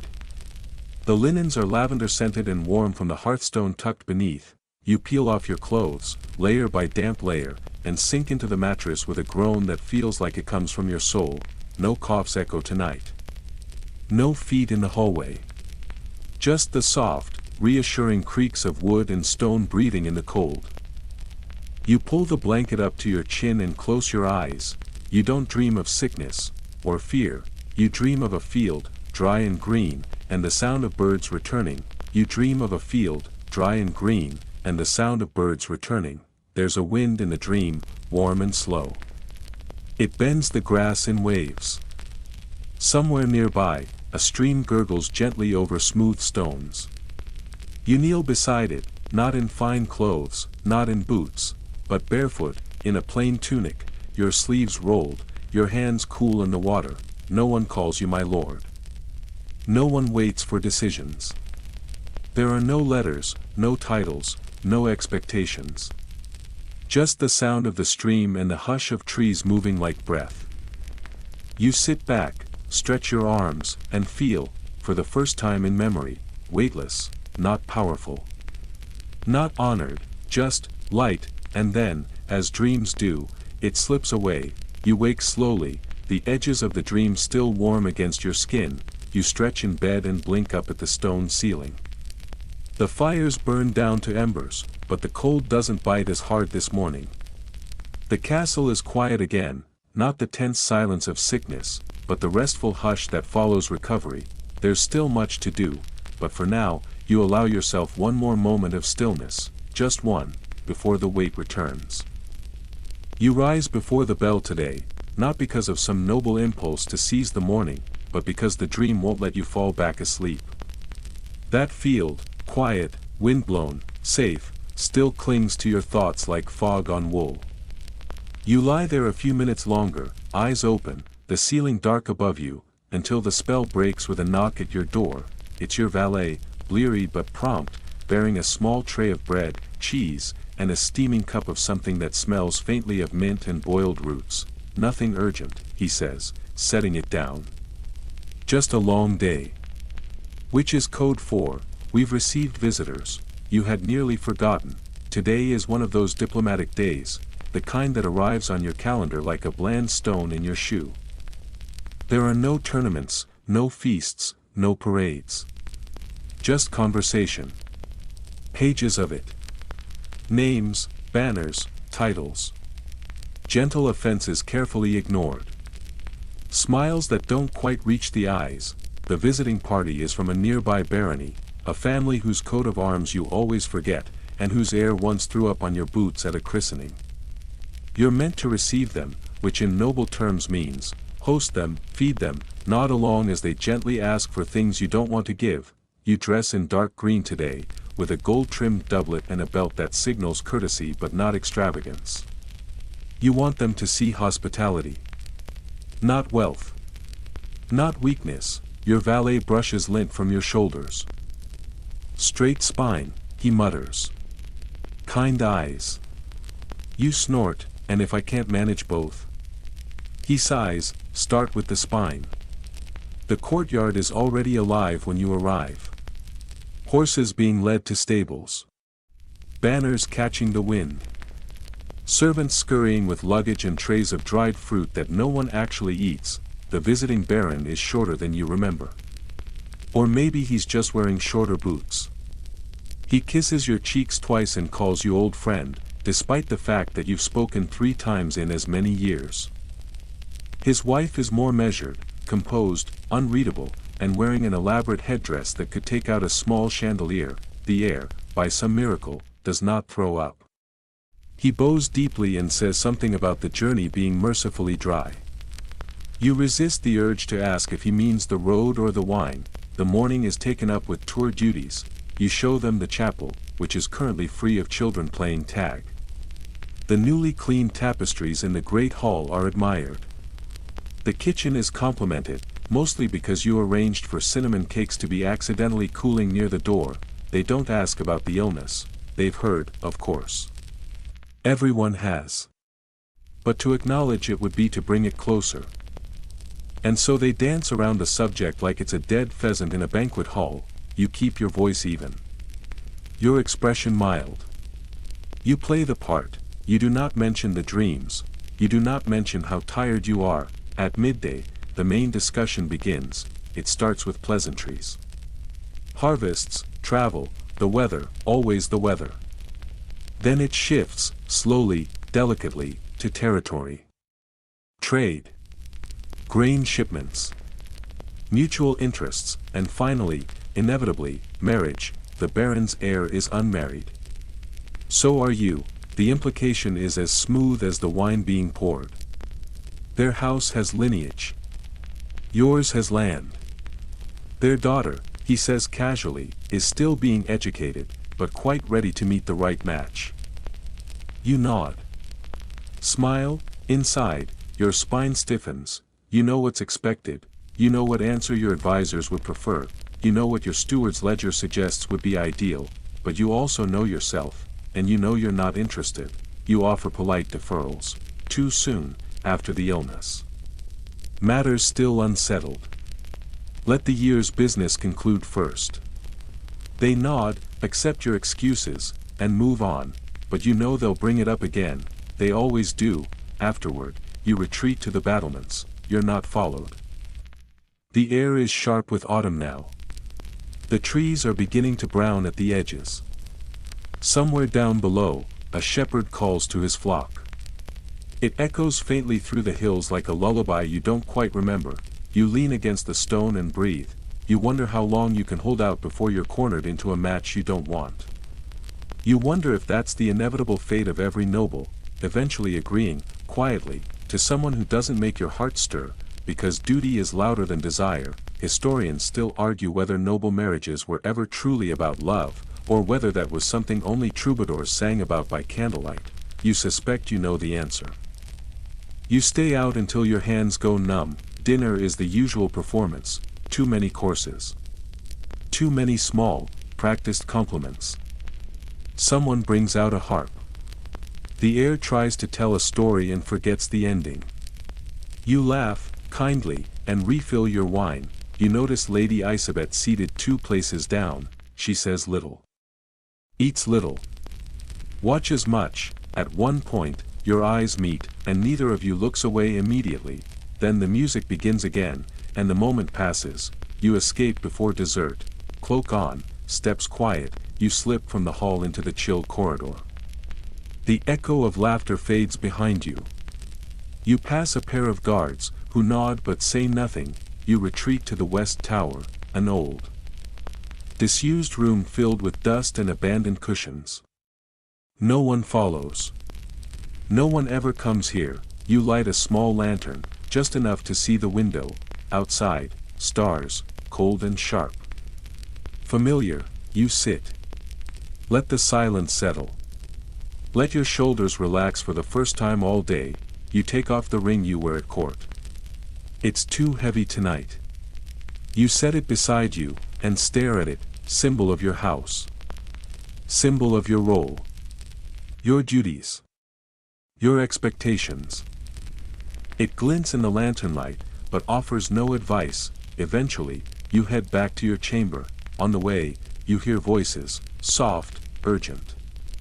You pause, unseen, behind a tapestry near the solar.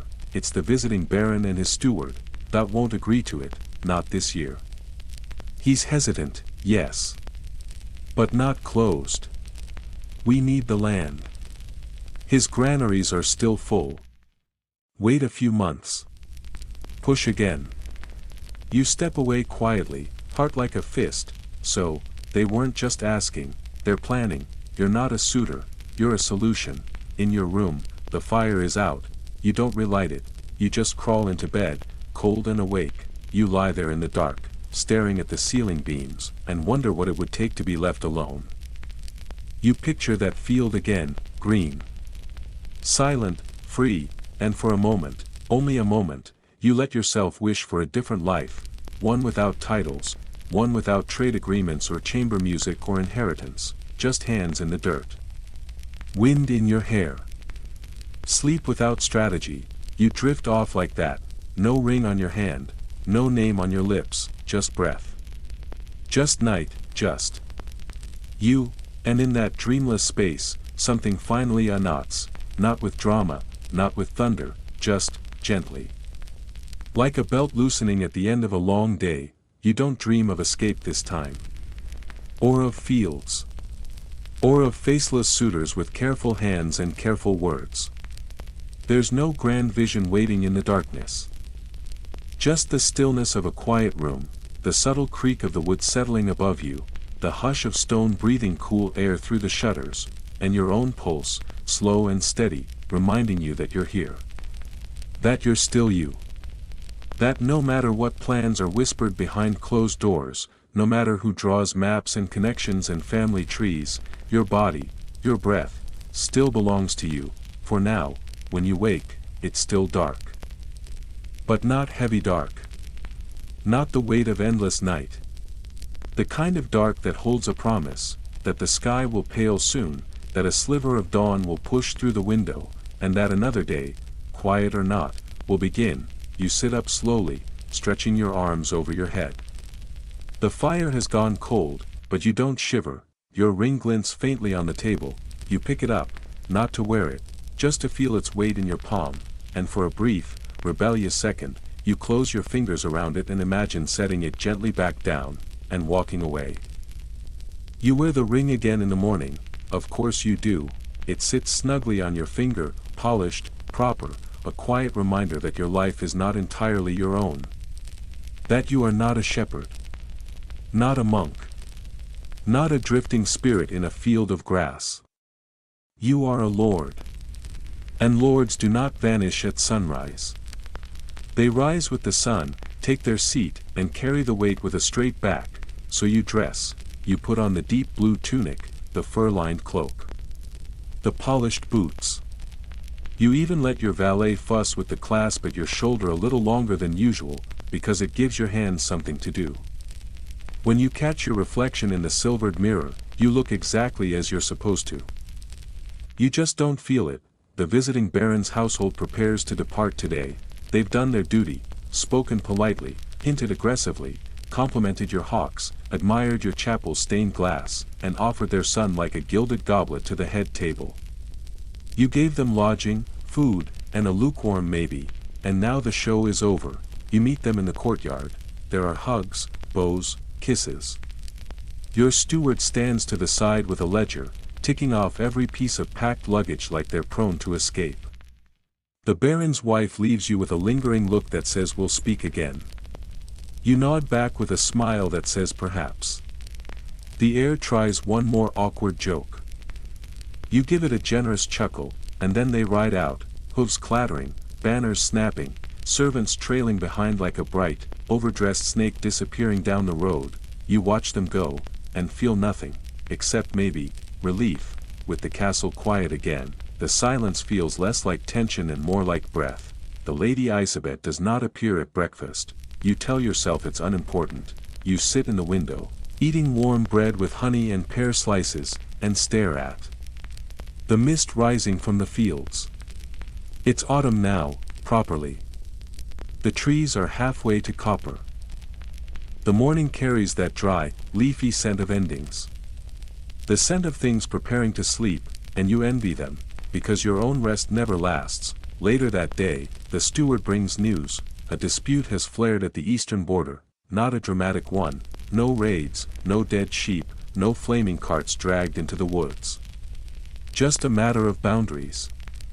Again, one of the lesser knights in your service has apparently redirected a stream onto his land, cutting off irrigation for a tenant village under another lord's jurisdiction.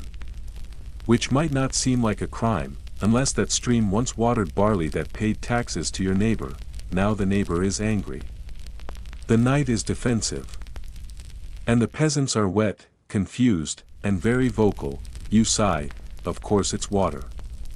It's always water. You mount up after the noon meal, already tired. Your horse seems equally unenthused. The guard escort is small, just 3 men, plus your steward, who insists on riding despite looking as though he hasn't slept in 3 days. You bring no fanfare, no banners. This isn't diplomacy. This is correction. The path to the village is long and rutted. The leaves overhead scatter gold across your cloak. The sun flickers in and out behind clouds, as if undecided. The knight in question is waiting when you arrive. He bows too deeply. Compliments your riding posture.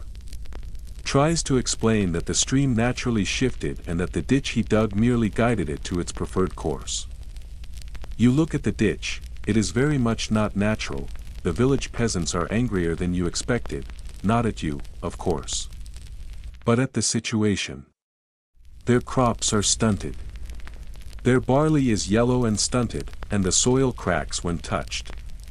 One man picks up a handful and lets it fall through his fingers like a magician revealing a trick. Dead, he says.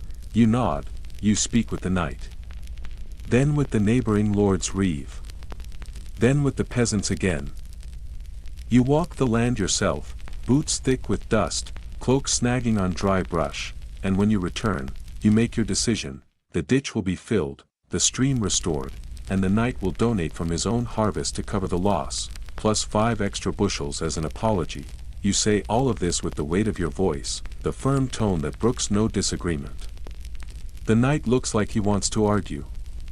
Then thinks better of it, the peasants murmur thanks, the reeve nods once, approving, you mount up again, spine sore, mouth dry, and begin the long ride home. It's twilight when you return, the castle stands calm and quiet in the blue-pink haze of evening. A breeze carries the scent of wood smoke and baking bread. Somewhere in the kitchens, someone is singing, off-key, but gently. You dismount. Strip off your cloak. Hand your reins to a sleepy stable boy who barely manages a bow, and you smile, not because the day went well, but because it's over. That night, dinner is light. A stew of root vegetables and barley. Some ale. Fresh bread. You eat in your chamber, seated by the fire, wrapped in a blanket you've used since you were 12. You are not wearing your ring, you left it on the nightstand, deliberately, and so far, no one's noticed, or if they have, they're pretending not to. You look into the fire and think, not of politics, not of boundary disputes, not of marriage prospects, but of the boy in the village today. The one who brought you the cracked earth and let it spill through his hands. He wasn't trying to impress you, he was showing you the truth, and in that truth was the reason you got on the horse today, the reason you filled your boots with dust, because ruling isn't about titles, it's about seeing the dirt. There's a knock at your door, you rise. Open it, Lady Isabet. She looks surprised, as if she hadn't quite expected you to answer personally. She's holding something wrapped in cloth, a book, from the look of it. She says, you left this in the West Tower. You glance down. It's a small volume of poetry. You hadn't realized you'd brought it. Or left it. You take it. Your fingers brush hers, you thank her, she hesitates, then, softly, you looked very tired at supper. You smile, I felt very tired at supper. She nods once, I find poetry helps. You hold up the book. So I've heard. There's a pause, then she says, good night, and disappears down the hall. You close the door slowly, you don't open the book right away, you just hold it in your lap, listening to the fire crackle. You turn the cover open with one thumb. The pages smell like ink and age and the faintest hint of rosemary. Someone, maybe her, has underlined a line in the margin. It reads, not all those who carry crowns carry joy. You sit with that line, longer than you meant to, then you tuck the book beneath your pillow, and lie back, and sleep. This time, the dream returns, but it's not the field, it's the castle, but empty. Peaceful. Still. The halls echo with your steps, but there is no fear in it. No shadow. You walk through the kitchen. The chapel. The solar.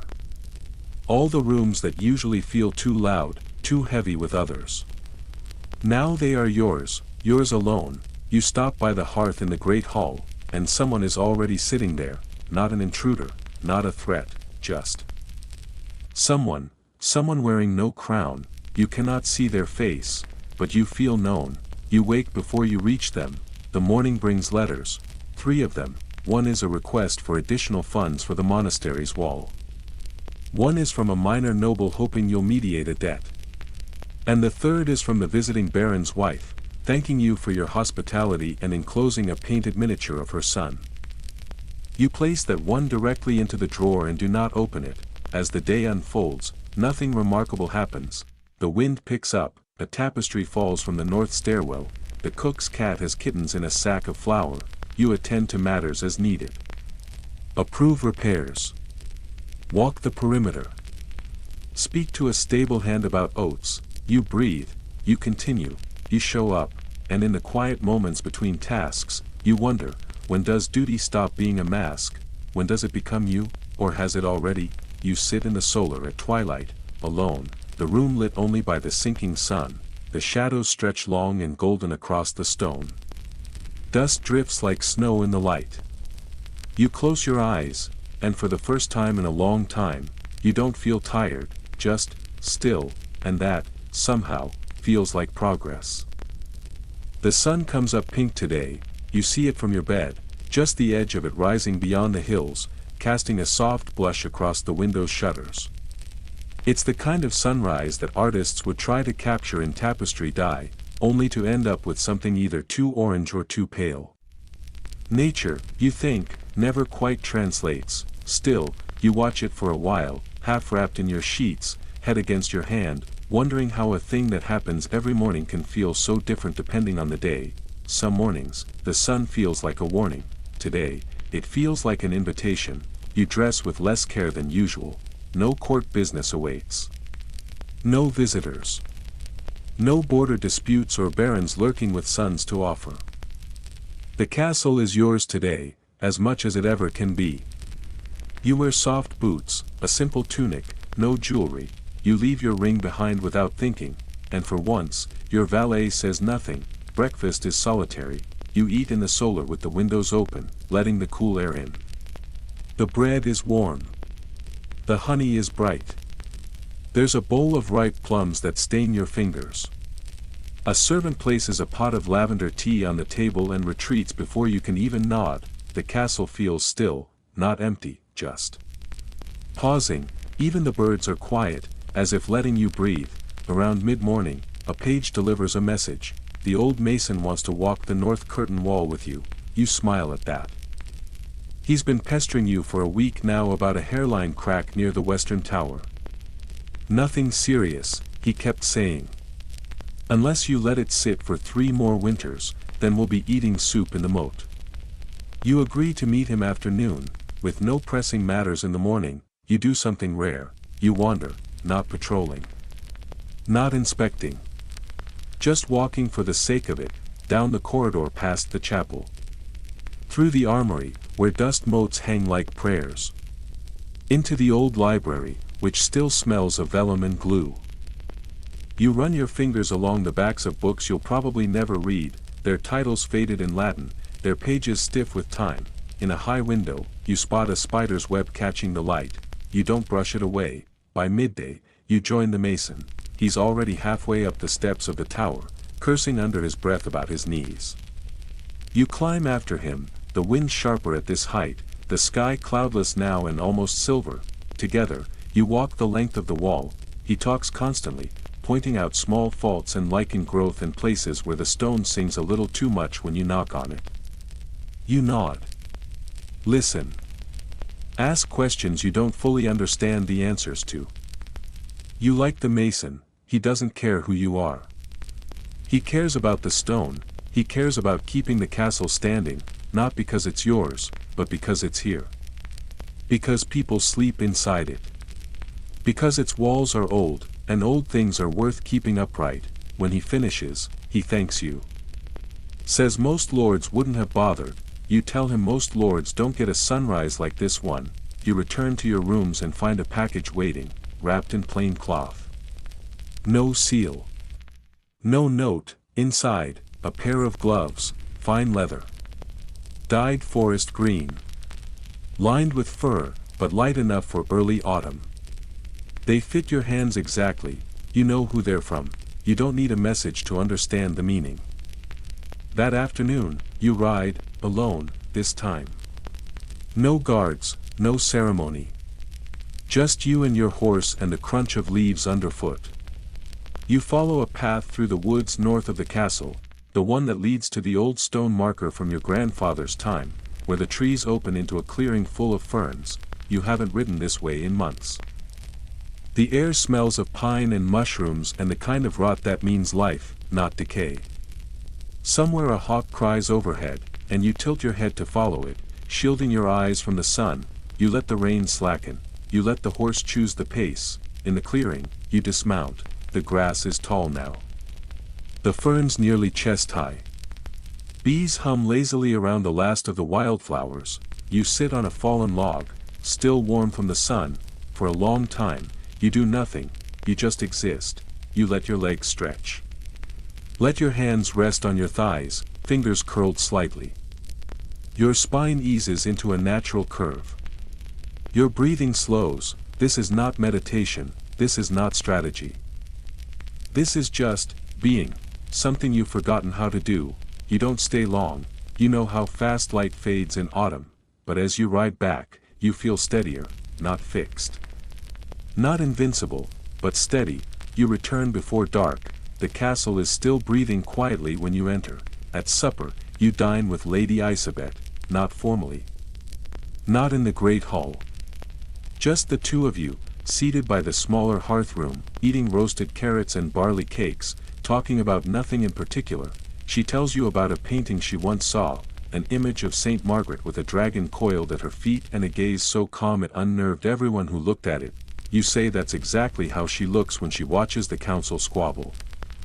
She smirks, then says, "It's exhausting, isn't it?" You raise an eyebrow. Saint Margaret?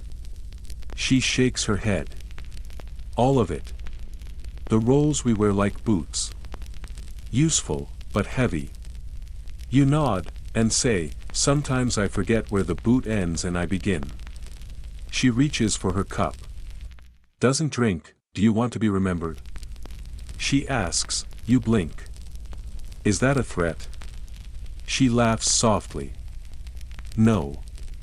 A question. Do you care if your name survives you? You think about it. Then say, "I'd rather be forgotten than misunderstood." She nods, and, for a moment, you think that might be the closest thing to agreement two nobles have ever managed. After she leaves, you sit by the fire again, not reading.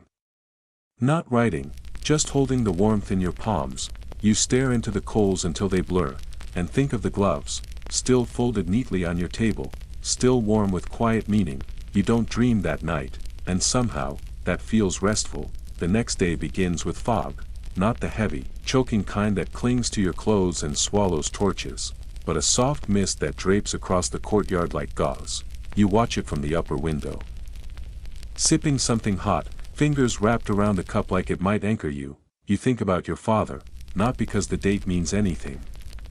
Not because of anniversaries or graves or old portraits that demand attention, just because sometimes your memories are like the fog, drifting in, uninvited, filling the empty spaces. You remember his boots, always polished. Always visible, somehow, even when the rest of him seemed too large to look at directly. You remember his voice, low. Controlled. Like a bowstring never fully released. You remember wondering whether he ever laughed alone.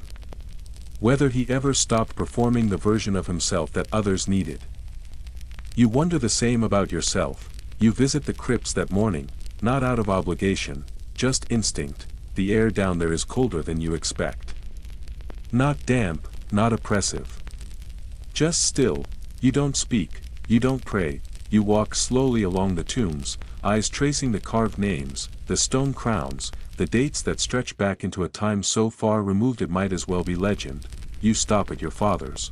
You rest a hand on the edge of the stone, and after a moment, you say, "I'm doing the best I can." And you don't expect a response. But the silence feels less empty after that. When you emerge, the fog is lifting, the sun breaks through in thin golden shafts. You stand at the top of the stairs, watching it burn away the mist like waking from a long sleep. In the afternoon, you read, really read, not the reports. Not the ledgers, a story, a book Isabet lent you, one with dragons, and storm-wrecked ships, and a character who chooses exile over inheritance. You get halfway through before the candle burns low, and for the first time in a long time, you feel like yourself again. Not the title, not the crown, just the hands holding the pages, just the eyes skimming the words, just you, that evening. You dine with the steward and the cook, not as a lord. Just as company. The conversation is simple. Complaints about supply waits. Laughter over a spilled bowl of berries. The cook tells a story about a goat that once chased a priest out of the cellar. You laugh so hard you nearly choke. It feels good, not remarkable. Not magical, just good, which is better than most things.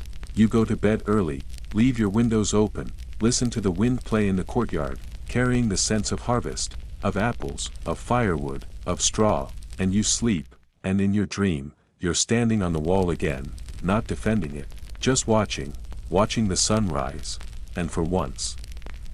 There's nothing chasing you, nothing pulling you backward, just light, just air, just the quiet relief of another day earned. The wind shifts overnight, You wake to a castle that smells like wood smoke and drying herbs, but something is different, something you can't name at first. The scent of the season has deepened. It's less golden now, more copper. Less warmth lingering on the edges, and more sharpness creeping in. Autumn has turned its corner. You sit up slowly, joints stiff, shoulders reluctant. The fire in your hearth has burned low. Someone lit it in the early hours, but only half-heartedly. The embers glow faintly, enough to remind you that the stone beneath your feet will be cold. You rise anyway. The day is waiting, and you're not inclined to make it wait long. Your valet greets you with a bow and a small silver cup of something bitter. Juniper and thistle, he says. For clarity. You down it without a word. It tastes like the inside of a boot, but it clears the fog from your head. This morning, the steward wants your signature on 3 things: a grant for forest grazing, an approval for more wax deliveries, and a request from a small village to host a local Saints' Day fair. You sign all 3, but your mind isn't on parchment today. You're thinking of the fields. The harvest has begun. You see it from the battlements first, wagons crawling toward the outer granaries, men and women stooped with baskets, children chasing after dropped apples, oxen pulling carts of barley and beets. The rhythm of autumn is unlike any other time of year. It's not the soft lull of spring, nor the searing urgency of summer. It's measured, practical, earned. This is the season of consequence. Whatever the fields gave, or failed to give, now shows its face. You decide to ride out, not in procession, not in ceremony. Just you, your steward, and a few guards trailing behind for appearances. You wear no bright colors, no heavy brocade. Just a brown cloak, well-worn boots, and gloves that still smell faintly of pine. The ride is quiet. The land around your estate is dappled in rust and gold now, the trees throwing their leaves down like offerings. The villagers nod as you pass, not with fear, not with fawning awe, but with that particular kind of reserved respect rural folk save for a lord who's never raised taxes without cause. You nod back. Silence is enough. At the first field, you dismount. The steward looks puzzled but says nothing. You walk the rows yourself, boots crunching through stalks of grain, eyes scanning the bundles tied and piled in neat heaps. The air smells like earth and straw and sweat. You pick up a handful of wheat. It's dry. Coarse. Good enough, better than last year, the reeve says, appearing beside you. You nod. Barely. The reeve shrugs. We'll stretch it. You walk the rows together, discussing yield and storage and the problem with rats in the old barn, and you realize you enjoy this. Not the numbers, not the management, the walking. The talking, the feeling of being near something honest, something unmasked. At the second village, you are recognized immediately.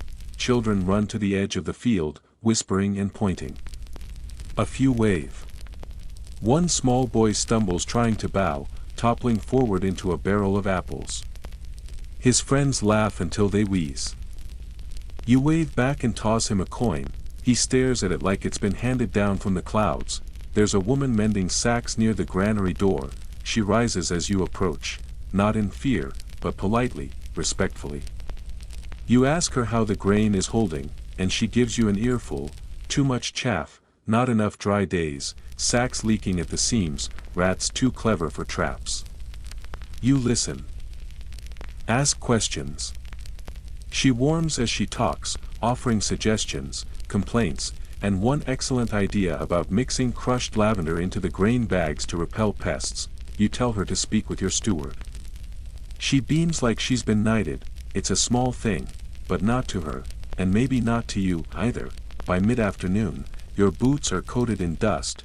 You've visited 3 villages, eaten a lunch of cheese and flatbread beneath an apple tree, and been handed no fewer than 6 small gifts: a woven bracelet, a hand-carved spoon, a dried apple, a twig of rosemary, a painted pebble, and a string of beads made from plum pits. You accept them all, because you're not here to be a statue on a throne. You're here to be seen.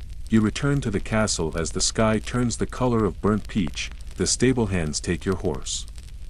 The steward peels off toward the cellar, muttering something about grain records.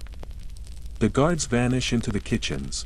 You walk slowly back to your chambers, the evening air tugging at your cloak. You're tired, but it's a clean kind of tired, like after a swim, or a long cry. That night, supper is served in the smaller hall again. Lady Isabel is there. She greets you with a glance and a subtle tilt of her head. You nod back. The meal is quiet: roasted leeks, fish pie, cider warmed with cloves. At one point, she asks, "Was it a good harvest?" You pause. Then answer, "Good enough to last. Not enough to be proud of." She studies you. "That sounds like you're describing yourself." You raise an eyebrow. "Maybe I am." She smiles into her cup. "Then I hope you're better at surviving winters than barley." After supper, she doesn't leave. You sit by the fire, a bottle of wine between you, speaking softly about nothing: falcons, shoes, a comet she claims she once saw at age 12, though you're not sure you believe her. The conversation drifts, the wine lowers, the fire crackles. At one point, she says, "You looked different today." Settled. You shrug. "It's the gloves." She doesn't laugh, just watches you, quietly. Before she leaves, she asks a question: "Do you think people like us ever really rest?" You think about it, and say, "Only if we forget who we are." She considers that, then says, "Or maybe just long enough to remember who we were." You don't sleep right away. You sit by the fire until the coals dim and your thoughts go soft. You think about the smell of apples, about barley chaff in your boots, about the boy with the coin, clutching it like a crown, and you wonder what it might be like to be forgotten. Not in shame, not in failure, just in peace, to fade like a breath, quiet and complete. No parade, no prayer, just the wind, brushing through fields you once walked. The next day begins colder. You feel it the moment your feet touch the stone floor. Your valet lays out heavier clothes. You choose them without argument. Summer is a memory now. Even autumn's golden edge has dulled. Now comes the harder season, the waiting season. The castle shifts with it. Meals are warmer. Furs appear on benches. The dogs spend more time by the hearth. Servants talk more quietly. Everyone walks faster through the courtyards. Winter planning begins. You meet with the steward about salt. With the cook about root cellars. With the chaplain about firewood for the chapel. Every answer involves the phrase "will make do." You believe it, mostly. Later, you find yourself back in the library, not looking for anything, just walking the rows. You pull a book at random, an old volume on herbal remedies. The margins are filled with notes in a cramped, slanted hand. On one page, someone has written, "Wormwood for dreams." You trace the words with your finger. And wonder who wrote them. That evening, you host a meeting of the household heads. It is long, dull, necessary. You approve spending for chimney repair, new bedding for the outer hall, and, after a long debate, a second scullery boy. The meeting ends in yawns and polite bows. You sit there after they leave, staring at the empty chairs. So many decisions, so few that feel like yours. When you return to your chamber, you find a pouch on your pillow. Inside, dried lavender and mint, and a note, in careful script, for rest. Even the castle needs sleep. It's unsigned, but you know who left it. You place it on the hearthstone, let the scent fill the room, and finally, sleep. In your dream, you're walking through barley again, but this time, it's snowing, soft, slow, impossible. The stalks bend under the weight, and yet, somehow, they remain standing. You reach out your hand, let the snow land on your glove, and wake with a single thought: so will I. The first frost comes quietly, no trumpets, no fanfare, just a thin silver breath resting across the grass and rooftops, as if the night itself has exhaled and forgotten to inhale again. You see it from your window before sunrise, the way the garden glitters faintly in the moonlight, how the stone pathways seem dusted with crushed glass.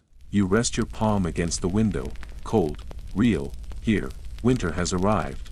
not fully, not with snowdrifts or icicles or the terrifying silence of deep January, but in the way that makes people reach for scarves and close doors with more urgency. The kind of cold that slips between bones. The kind that remembers, you dress with layers. Wool over linen. Fur over wool. Gloves in your belt. You take your time today, folding each garment with care, as though dressing for something solemn. Your ring slips on like habit, you don't feel it anymore, the castle adjusts to the change, the hearths are lit before dawn. Soup replaces stew. Bread is denser, darker. Squirrels chatter madly in the trees, hurling acorns like tiny prophets predicting the length of the season. The dogs refuse to go outside before breakfast, the mood of the household changes, too, not sadness, exactly, just contraction, a drawing inward, people speak less. Move less. Work more deliberately. You hear fewer jokes in the corridors. Fewer footsteps at night. The castle is exhaling. Folding its arms around itself, and you, at its center, begin to feel like a beating heart in a sleeping beast, necessary, but not at rest. You begin your morning with correspondence. There's a letter from a merchant asking for winter protection on the eastern road. Another from the bishop reminding you, gently, that the convent is short on candles, and then there's a note from Isabet, 4 lines, there's a tree in the orchard that never sheds its leaves, come see it before the frost lies too deep, there's a bench beside it, I'll bring something warm. You don't respond. You don't respond, you just go. The orchard isn't far, down the slope behind the outer kitchens, through the narrow gate, past the bee skeps and the low wall with ivy that never quite dies. You find the tree immediately. It stands apart from the others, taller, straighter, still holding its leaves like a secret. Deep green, silver-veined, barely touched by the changing season. Beneath it, a bench.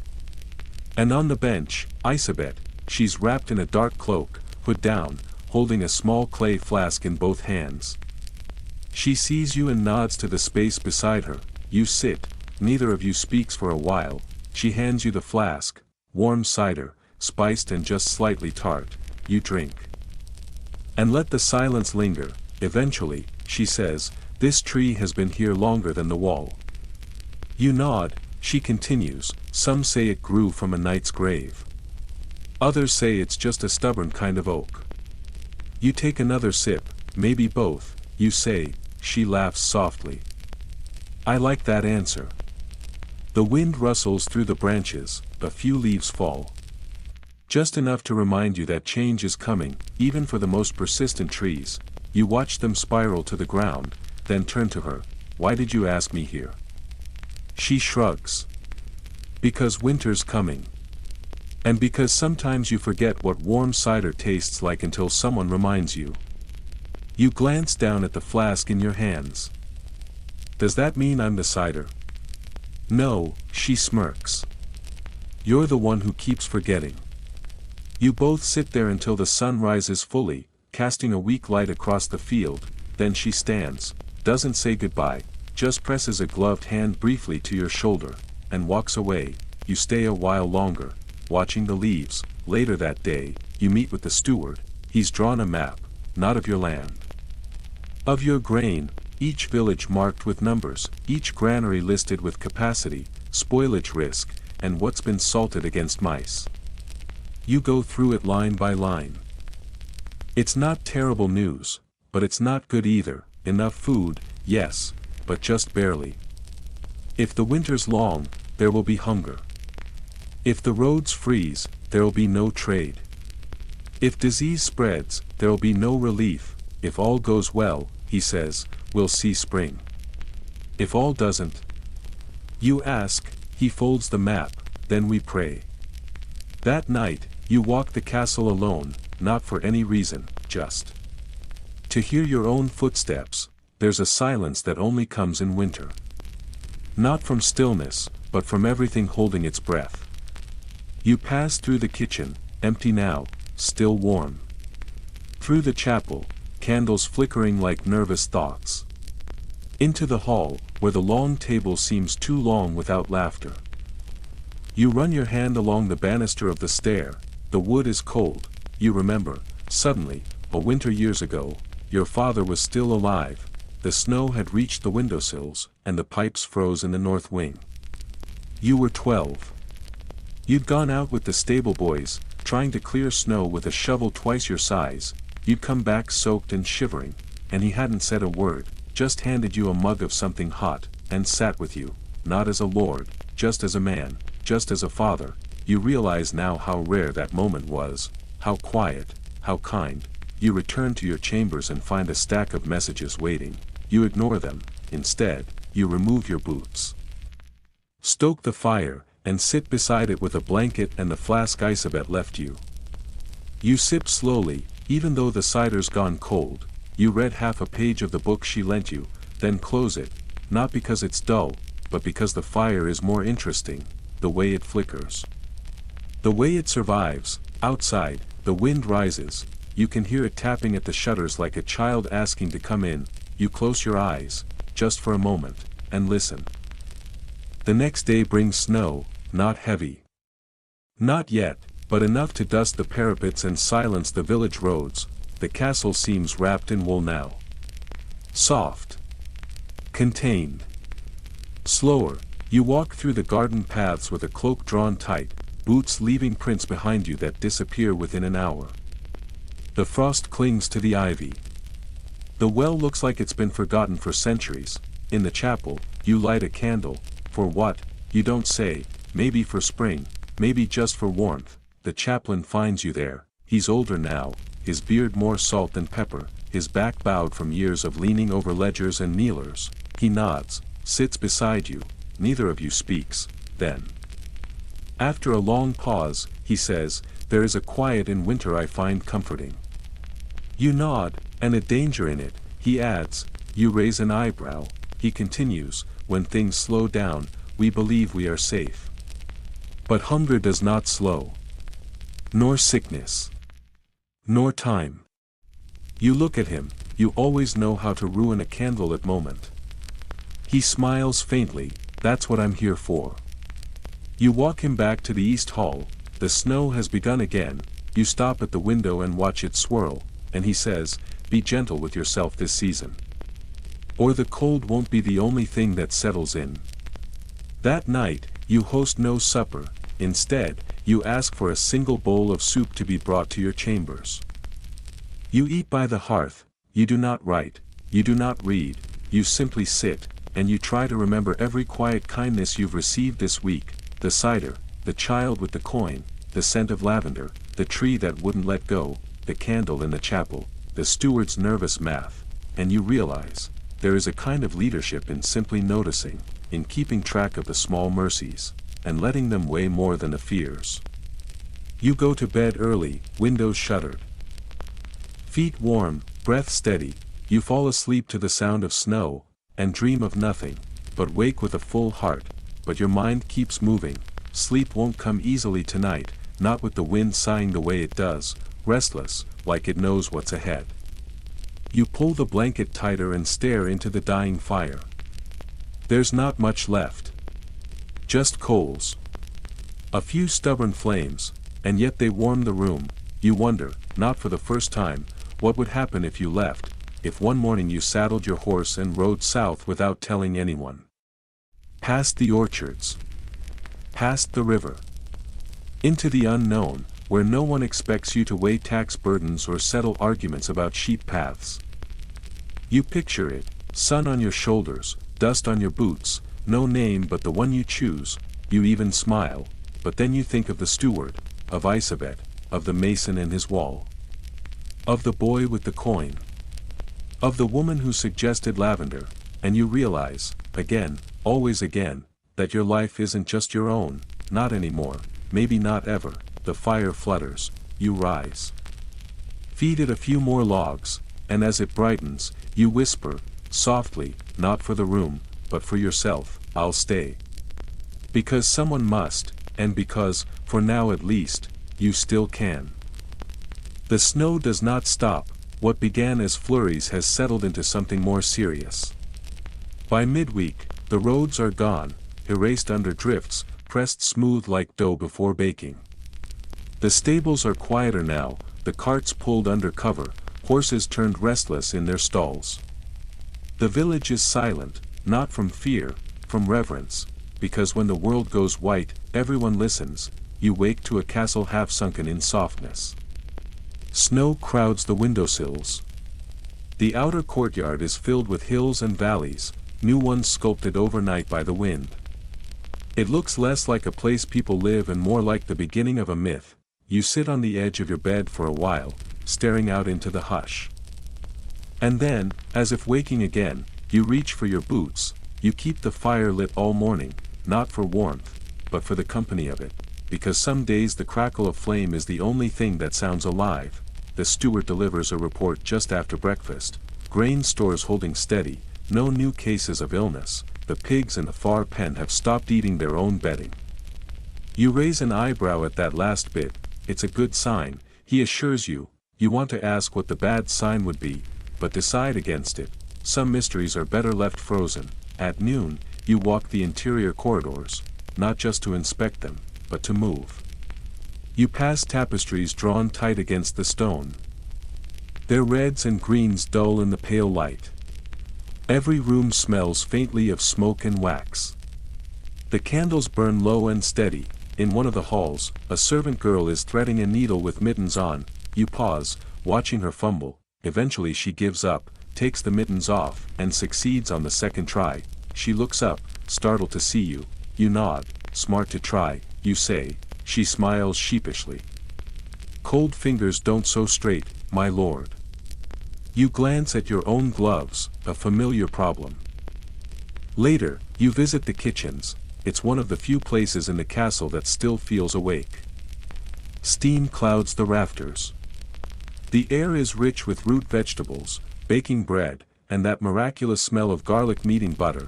The cook waves you off when you try to help. Instead, she hands you a ladle and a small task. Taste the stew, tell her what's missing. You do. It's perfect. She glares at you. Don't lie. You try again. This time you say a pinch more salt, because it seems like the right answer. She nods, satisfied, then shoos you out before you ruin her rhythm. In the afternoon, the chaplain calls on you. He's brought a stack of hand-copied sermons and a frown. The choir's cough is spreading. He says, you nod grimly. He asks if he might request extra firewood for the chapel. You approve it before he finishes asking. He sighs. I suppose this is how winter tests us. You pour him a cup of hot wine. This, you say, or rats in the barley. He chuckles, then says, you know, I used to think of suffering as punishment. But I'm beginning to think it's just gravity. You raise an eyebrow. He explains, it pulls on us all. Some more than others. But no one escapes it. You sip your wine and say, sounds about right. That evening, you find a letter under your dinner plate, no seal, no address, just a folded scrap of parchment. It reads, the children are restless. Bring music to the hall tonight, or we'll all go mad. It's signed with a doodle of a slipper. You smile, and you make it happen. The music starts at dusk. Not a full orchestra, just 2 fiddles, a harpist, and a girl with a voice like rain on stone. They play in the small hall while the snow thickens outside.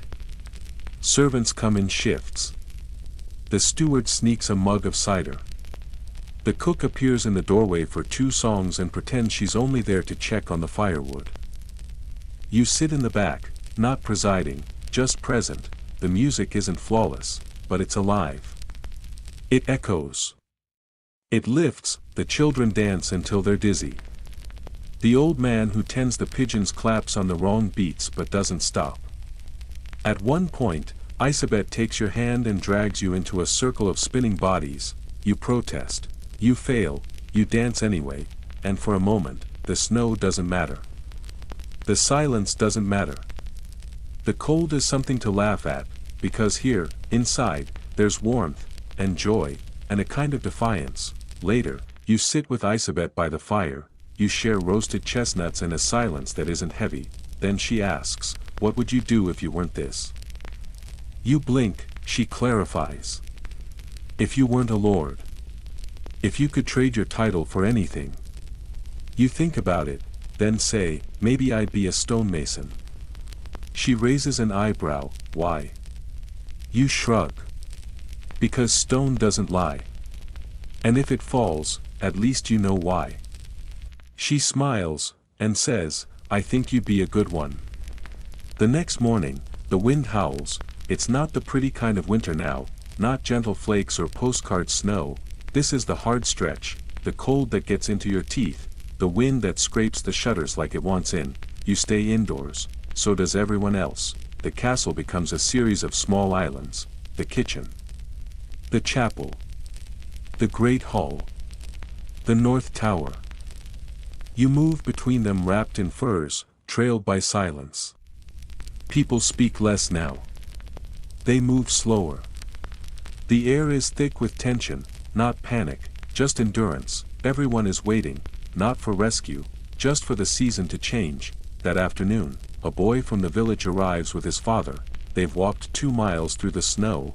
The boy has a cough, the kind that rattles, the kind that does not belong in lungs so small. You make room for them in the west wing.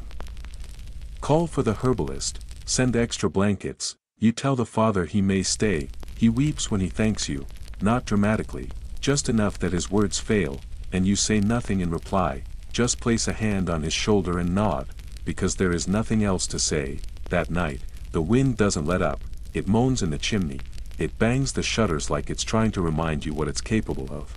You sit by the fire, watching the candle waver, and you write a letter, to no one, or to yourself. You don't sign it, you don't seal it, you just fold it and place it in the drawer beside your bed. The words it contains aren't important, only the act of writing them. Only the truth they pulled from you. In your dream, the castle is underwater, not drowning, just submerged. The tapestries float, the fire flickers behind glass, and your breath comes slow and steady, as if lungs were made for this. You walk through the hall, leaving no footprints, and the snow outside never touches you. You wake to silence. The wind has stopped, the sky is pale, and the snow is no longer falling. For the first time in days, light fills the room. You sit up slowly, stretch, breathe. The castle breathes with you, still here. Still standing, still holding its shape, even under all that weight. So are you. You step out onto the balcony just after sunrise.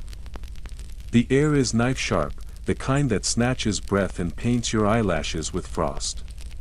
Below, the courtyard is blanketed in white, untouched, serene, impossibly still. Chimney smoke rises in lazy spirals. Somewhere, a dog barks once, then stops. Even sound feels hesitant. You lean on the balustrade, gloved hands resting against the cold stone. And for a moment, you let yourself feel the weight of everything, of the title, the castle, the winter, the choices that brought you here. The snow, like your life, is both beautiful and burdensome. Clean, but cold. Soft, but heavy, and yet you're still standing here. The castle is not crumbling, the fire is not out, the child in the west wing is still breathing. You hear distant footsteps below, a servant laughing softly, the clink of firewood being stacked. Life, fragile and stubborn, carries on. You close your eyes and let the sun, weak as it is, warm your face, and you whisper something you're not even sure you believe, we're going to be all right. Then you go back inside, because someone has to carry that hope, even when it feels too small to hold. The thaw begins slowly, not with a fanfare of melting or a sudden break in the clouds, but with a single drip. Then another. Then another. Water falling from eaves like shy confessions, tapping on stone, darkening the earth beneath windows. Somewhere far off, the snow begins to shrink, not dramatically, just a little. Shriveling at the edges like a forgotten candle flame, you hear it before you see it, the sound of change, subtle, wet, hopeful. The castle breathes a little deeper, and so do you. You open the shutters for the first time in weeks. The light that pours in is different. Still pale, still cool, but carrying the promise of something gentler. The wind no longer hurls itself against the walls. The snowbanks begin to slump. The corners of the courtyard reveal patches of cobble. A few birds return, confused but determined. You stand at the window with your hands resting on the sill, feeling the sun not with your skin exactly, but with something deeper. As though your bones remember warmth even when your body forgets, your valet enters to lay out your clothing, and pauses when he sees the open shutters. Spring? He asks. You shrug, maybe. Later, you walk the inner walls, not to check for damage. Just because your legs demand movement. Your boots crunch across snow that is slowly turning to slush. Your breath rises less urgently. There are icicles clinging to the arches, thin, shimmering, swaying. You reach up and snap one off. Taste it. It tastes like nothing, but feels like survival. The steward finds you mid-walk. He's out of breath, red-cheeked, carrying 2 documents and a wild look in his eyes. You brace for bad news, but he grins. Salt fish delivery from the coast made it through. The roads are opening. You raise an eyebrow. I thought they were still frozen past the forest. They are, he says, beaming. But the drivers strapped spikes to their wheels. Said they weren't waiting until May. You chuckle, shaking your head. Not for an emergency, not even for planning, just to speak. To sit. To acknowledge, together, that the worst might be behind you. The mood is strange, not jubilant. No one cheers. But there is something lighter in the air. A buoyancy. Someone brings out wine. Someone else tunes a lute. The cook tells a truly awful joke about turnips. Even the chaplain cracks a smile. You sit at the head of the table, listening, not leading, not commanding, just present, exactly what they need you to be. The next morning, the boy in the west wing laughs. You hear it from the corridor, thin, reedy, still hoarse from illness, but unmistakably joyful. You turn the corner and see him sitting up in bed. A wooden toy dragon in his lap, his father fast asleep in the chair beside him. You knock gently and step inside. The boy straightens as much as he can. My lord, he says, voice rasping like dry leaves. You smile. You sound like a chimney. He grins. I feel better. You sit on the edge of his bed. The room smells of thyme and boiled cloth. The hearth glows steady. Someone has placed a sprig of early snowdrops in a cup on the table. You ask him about his dragon. He explains that it eats bad dreams. You tell him that's a useful talent, and when he drifts back to sleep, toy still in hand, you sit a little longer, watching the rise and fall of his breath. The father wakes with a start. Apologizes. You shake your head, then place a coin on the table, not for charity, but to honor the dragon, because any creature that eats nightmares deserves payment. The days stretch longer, evenings arrive more gently. The snow doesn't vanish. It lingers in shady corners and along the northern wall, but it loses its grip. The trees are still bare, but the sky feels closer now. Softer, the orchard calls to you. You walk there one afternoon and find the stubborn tree, still leafed, still proud. You sit on the bench beneath it, half expecting to find Isabet waiting again. But she isn't, just you, and the birds, and a breeze that smells faintly of damp soil. You lean your head back against the trunk, close your eyes, and let the silence fill you. Later, you see her, in the hallway, carrying a bundle of books. You pause. She doesn't. She walks past with a glance and a raised eyebrow. You missed the equinox, she says. You blink. Did I? She nods. 2 days ago. You sigh. I should have lit a candle. She shrugs. You're not the sun. You don't have to be on time. You watch her disappear around the corner, and you realize you're smiling. By mid-month, the bees return, just a few, buzzing confusedly around the hives behind the orchard wall. The beekeeper is cautiously optimistic. Give it a fortnight, he says. We'll see if they mean it. The gardener reports crocuses near the herb beds.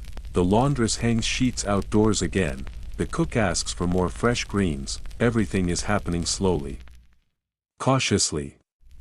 Like a song being hummed before it's fully remembered, but it's happening. You find yourself in the library more often now, not for politics. Not for record keeping, for reading. You begin with poetry, because it asks nothing of you. Then move to herbals, old recipes, strange travelogues of places you'll never see. You discover a volume of folktales scribbled in the margins with notes, corrections, criticisms. Even occasional laughter. On one page, someone has written, "This story is nonsense. But I like the part with the bear." You underline it, and laugh. Isabet joins you one afternoon, uninvited. She slides into the chair across from you and places a book between you. "The History of Bells," she says. You raise an eyebrow. Thrilling. She opens to a page with a diagram. "Did you know," she begins, "that in some monasteries, they used water clocks to time the bell rings at night?" You lean forward. "I did not." She taps the page. "Apparently they had one shaped like a dragon. Water filled its mouth, then dripped out the tail, and when it ran dry, it pulled a string and rang the bell." You stare at the illustration. "It's absurd, and brilliant," you say. "I want one." She says, "You'd forget to refill it." You nod solemnly. "I would."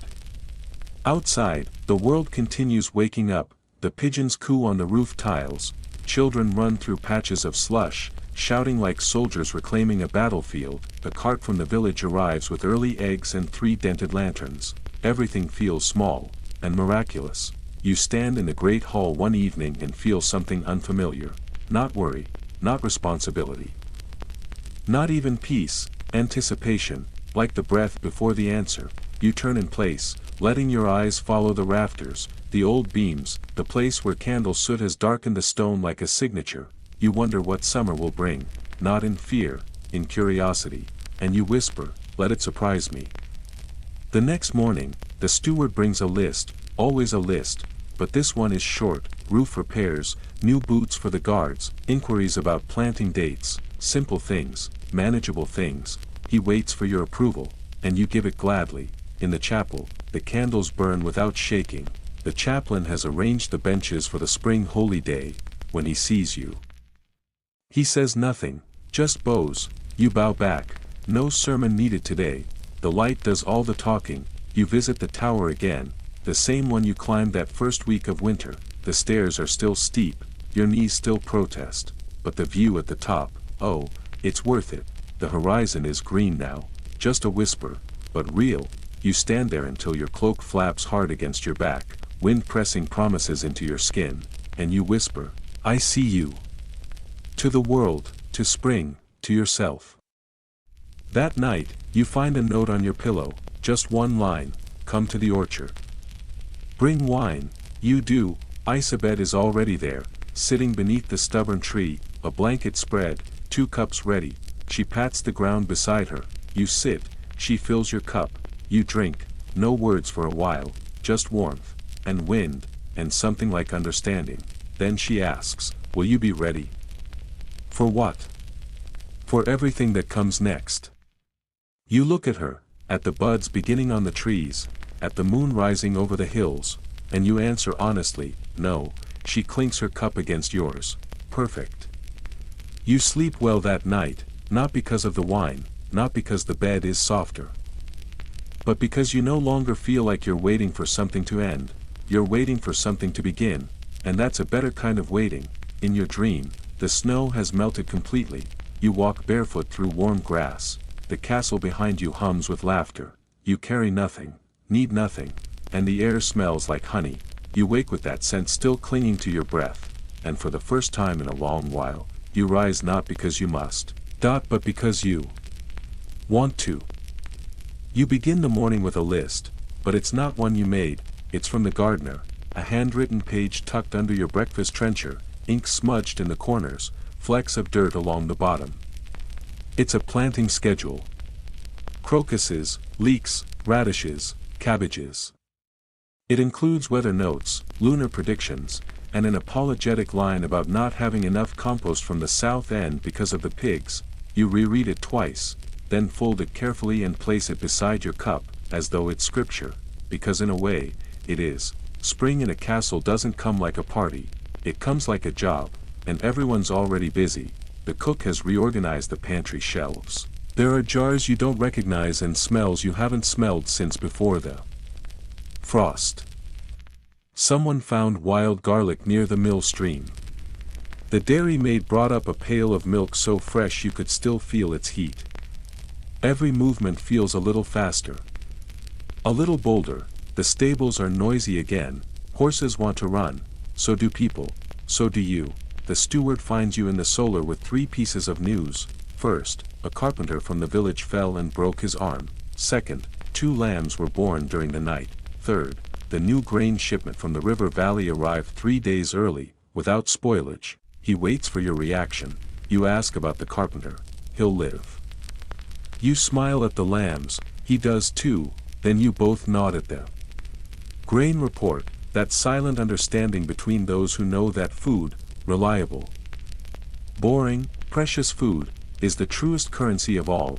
You spend the next hour with him sketching out the schedule for market days. A few trade routes are open again, so much depends on timing now, and rain, and luck. You walk to the village. No guards, no horses, no entourage, just you, in a cloak, on a dirt path that hasn't quite dried yet. The people stare as you pass. Not in fear, just surprise. Some nod, some say your name. One child curtsies so deeply she nearly topples over. You catch her by the elbow and say, "Very good. But next time, wait until I'm not holding an apple." She giggles and runs off. You leave the apple on a fence post. Someone will find it. You stop at the smithy. The heat makes your cheeks flush instantly, but the rhythm of the hammer is like a heartbeat. The smith doesn't stop working as you approach, just jerks his chin in greeting. He's making hinges today. No swords, no horseshoes, just hinges, small, ordinary, necessary things. You stay and watch until he finishes one. It's beautiful. You tell him so. He shrugs. Then says, "You'll be needing more soon. For all the things people want to open again." You nod. He's not wrong. At the edge of the village, you sit on a low wall and watch geese parade down the lane like they own it. Someone's hung laundry on a line. It billows in the breeze, striped and patched and brilliant in the sun. It looks like a banner. You wonder, idly, what your house crest would be if it were designed today. A steaming bowl of stew, maybe, or a pair of dry boots, or just a single green leaf on a white field. That would be enough. When you return to the castle, Isabet is waiting. She holds up a box. "You forgot," she says. You blink. Forgot what? The book contest. You stare at her blankly. You promised we'd each pick a book, and whoever's was worse had to scrub the library stairs. I said that. You did. 3 weeks ago. You were eating pickled beets at the time. That sounds like someone else. She opens the box. Inside, 2 books. You choose one at random, sit beside her on the bench by the window, and begin to read. It's awful, plotless. Worse than awful, which, unfortunately, means she wins. You keep your word. That evening, you find a bucket, soap, and a worn brush. The stairs aren't even that dirty, but that isn't the point. You scrub, you curse her quietly, and when she walks past whistling, you consider tripping her. But then she leaves a small pear tart on the top step, and all is forgiven. Life, it turns out, is stitched together by tiny indignities and tiny kindnesses. You're grateful for both. The snow is mostly gone now, just a few stubborn streaks clinging to the shaded base of walls and the curve of the northern moat. The grass is hesitant but visible. Buds dot the trees. The castle no longer feels like a shelter. It feels like a home again. The corridors echo less. Laughter returns. You find yourself smiling at things you didn't notice before: cracked stones, bees bumping into windows, a servant boy struggling to carry a basket of eggs clearly too large for his arms. You take 2 eggs from the top. He nods in thanks. You pretend not to see him drop one 5 steps later. At supper, the great hall is full, truly full, not just with food and people, but with warmth. With noise, the musicians play a reel you haven't heard since autumn. You catch the eye of the chaplain, who raises his cup, you raise yours back, someone sings off-key, someone spills stew, someone else begins a story about a goat and a bishop that clearly ends badly. It's perfect, because it's alive. In your chambers, you find another letter, this one addressed in an elegant, unfamiliar hand. It's from a minor noblewoman from the coast, writing to arrange a visit. She includes no dates, no firm reason, just a vague reference to weathering the season and resuming social obligations. You sigh, fold the letter, tuck it into the drawer. It can wait. For now, this place is enough, these people are enough, you are enough. A week later, the bells ring out. Not for warning, not for mourning, just celebration. The equinox is behind you, the feasts begin, you preside, but not from a throne. You sit among your people. The girl with the dragon toy has recovered. She shows you a new drawing, one where the dragon is wearing a crown. You ask why. She says, because he saved the castle. You nod gravely, so he did. The castle doors stay open during daylight. Visitors come, traders, monks, a traveling painter. You host them all, graciously, sometimes even curiously. The painter offers to do your portrait. You decline, but Isabet volunteers. The result is so bad, it becomes legend. You hang it in the stairwell, you name it regret. More letters arrive, some you answer, some you don't. One is from your cousin, asking if he may send his daughter to serve as a lady-in-waiting. Another is from a monk transcribing recipes who wants your cook's plum tart instructions. Another still is from the Queen's steward, inquiring if you would consider a position at court. You think about it, and then don't. One morning, you wake to birdsong, real, clear, proud birdsong. You sit up and just listen. It's not remarkable, not especially musical, but it's right, like something has been missing all winter, and this is it returning. You throw off the blanket, pull on your boots, and go outside without your cloak. Just to feel the morning. You find Isabet in the orchard, again, of course. She's drawing something in a ledger. When you ask what, she says, a map of all the trees. Why? Because someone should remember them. You watch her sketch a gnarled line, labeling it elm, leaning, stubborn, corner near bees. You say, that's a terrible name. She replies, then write your own. So you sit beside her, and do. The rest of the season unfolds not like a drama, but like a quilt, patch by patch. Soft. Bright. Frayed at the edges, a wedding in the village, a birth in the castle kitchen, a rainstorm that floods the lower fields, a song someone teaches you with nonsense lyrics and a tune that sticks in your head for days, a night when you cry and don't entirely know why, a morning when you laugh and don't need a reason. You live it, all of it, not from a balcony, not from a throne, but from the ground, where things grow, and one day, not today, not tomorrow, but soon, someone will come. Up the road, a messenger. A knight. A cousin. A stranger, and they will bring a new story, one you can't predict, and you will welcome it, not because you're ready, but because this is what you've built. A place worth coming home to, a place where even the worst season ends, a place where spring doesn't just happen, it matters. And now, the castle is quiet again, the candles are low, the fire crackles gently, its glow flickering across stone and shadow. Outside, the night is cool but kind, the snow is long gone, the frost a memory, and the ground breathes softly beneath a rising moon. You sit by the window with a blanket draped around your shoulders. The orchard is dark, but you know. The leaves are there, the stubborn tree is probably still awake. Somewhere in the distance, an owl calls. You let it pass through you like wind through grass. The castle, once full of noise and worry and work, has settled into its bones again. Not tired.